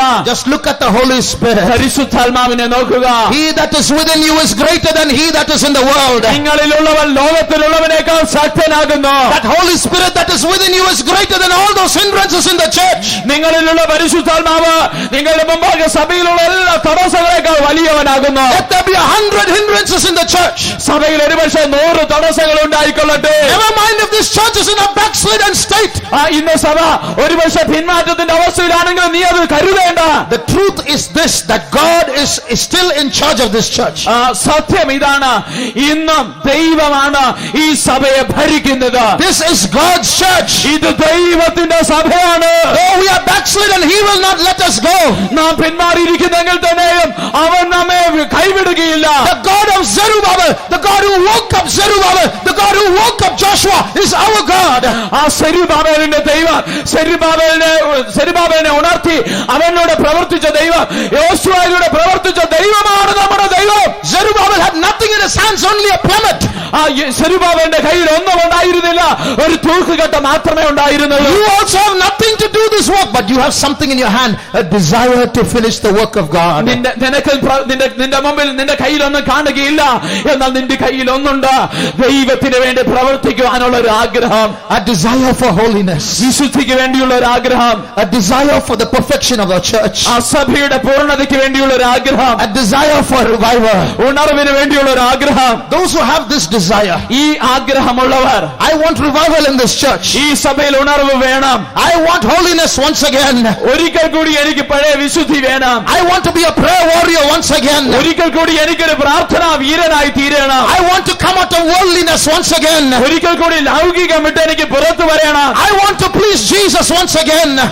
I want to please. ഒരിക്കൽ കൂടി യേശുവിനെ പ്രസാദിപ്പിക്കണം. Put up your right hand. അങ്ങനെയുള്ളവർ തങ്ങളുടെ വലങ്കരം ഉയർത്തിയാട്ടെ. There in your right hand is a plummet. നിങ്ങളുടെ വലം കൈയിൽ ഒരു തൂക്കുകട്ട തന്നിരിക്കുന്നു. Thus said the Lord. യഹോവ ഇപ്രകാരം അരുളി ചെയ്യുന്നു. Who has despised the day of small things? അല്പകാര്യങ്ങളുടെ ദിവസത്തെ R തുച്ഛീകരിക്കുന്നു. I see the plummet in your hand and I rejoice. നിന്റെ കയ്യിലുള്ള തൂക്കുകട്ട കണ്ട് ഞാൻ സന്തോഷിക്കുന്നു. Your hands have laid the foundation. നിന്റെ കരം അതിന് അടിസ്ഥാനമിട്ടിരിക്കുന്നു. Your hands will finish it. നിന്റെ കരങ്ങൾ തന്നെ അത് പൂർത്തീകരിക്കും. Who art thou, O great mountain? മഹാപർവ്വതമേ, നീ before these people, before these weaklings, you will become a plain.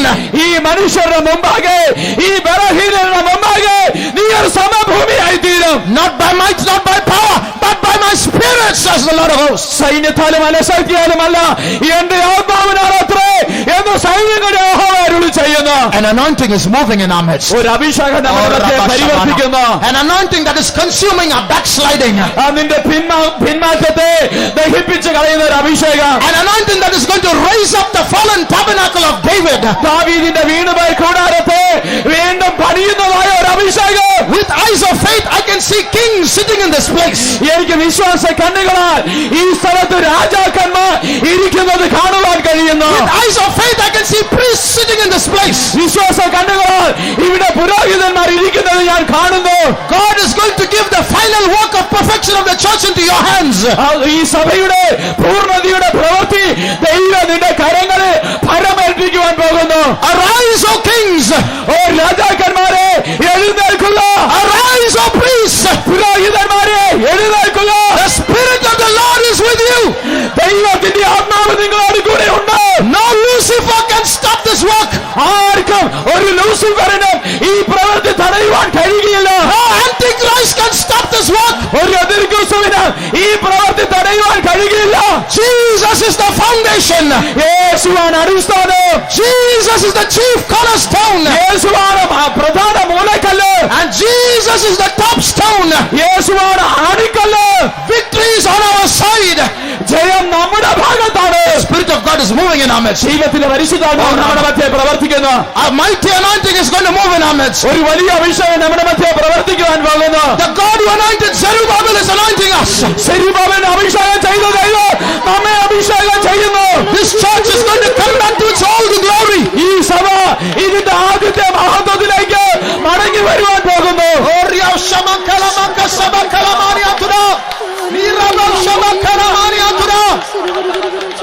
Thank you, Jesus. Thank you, Jesus. Thank you, Jesus.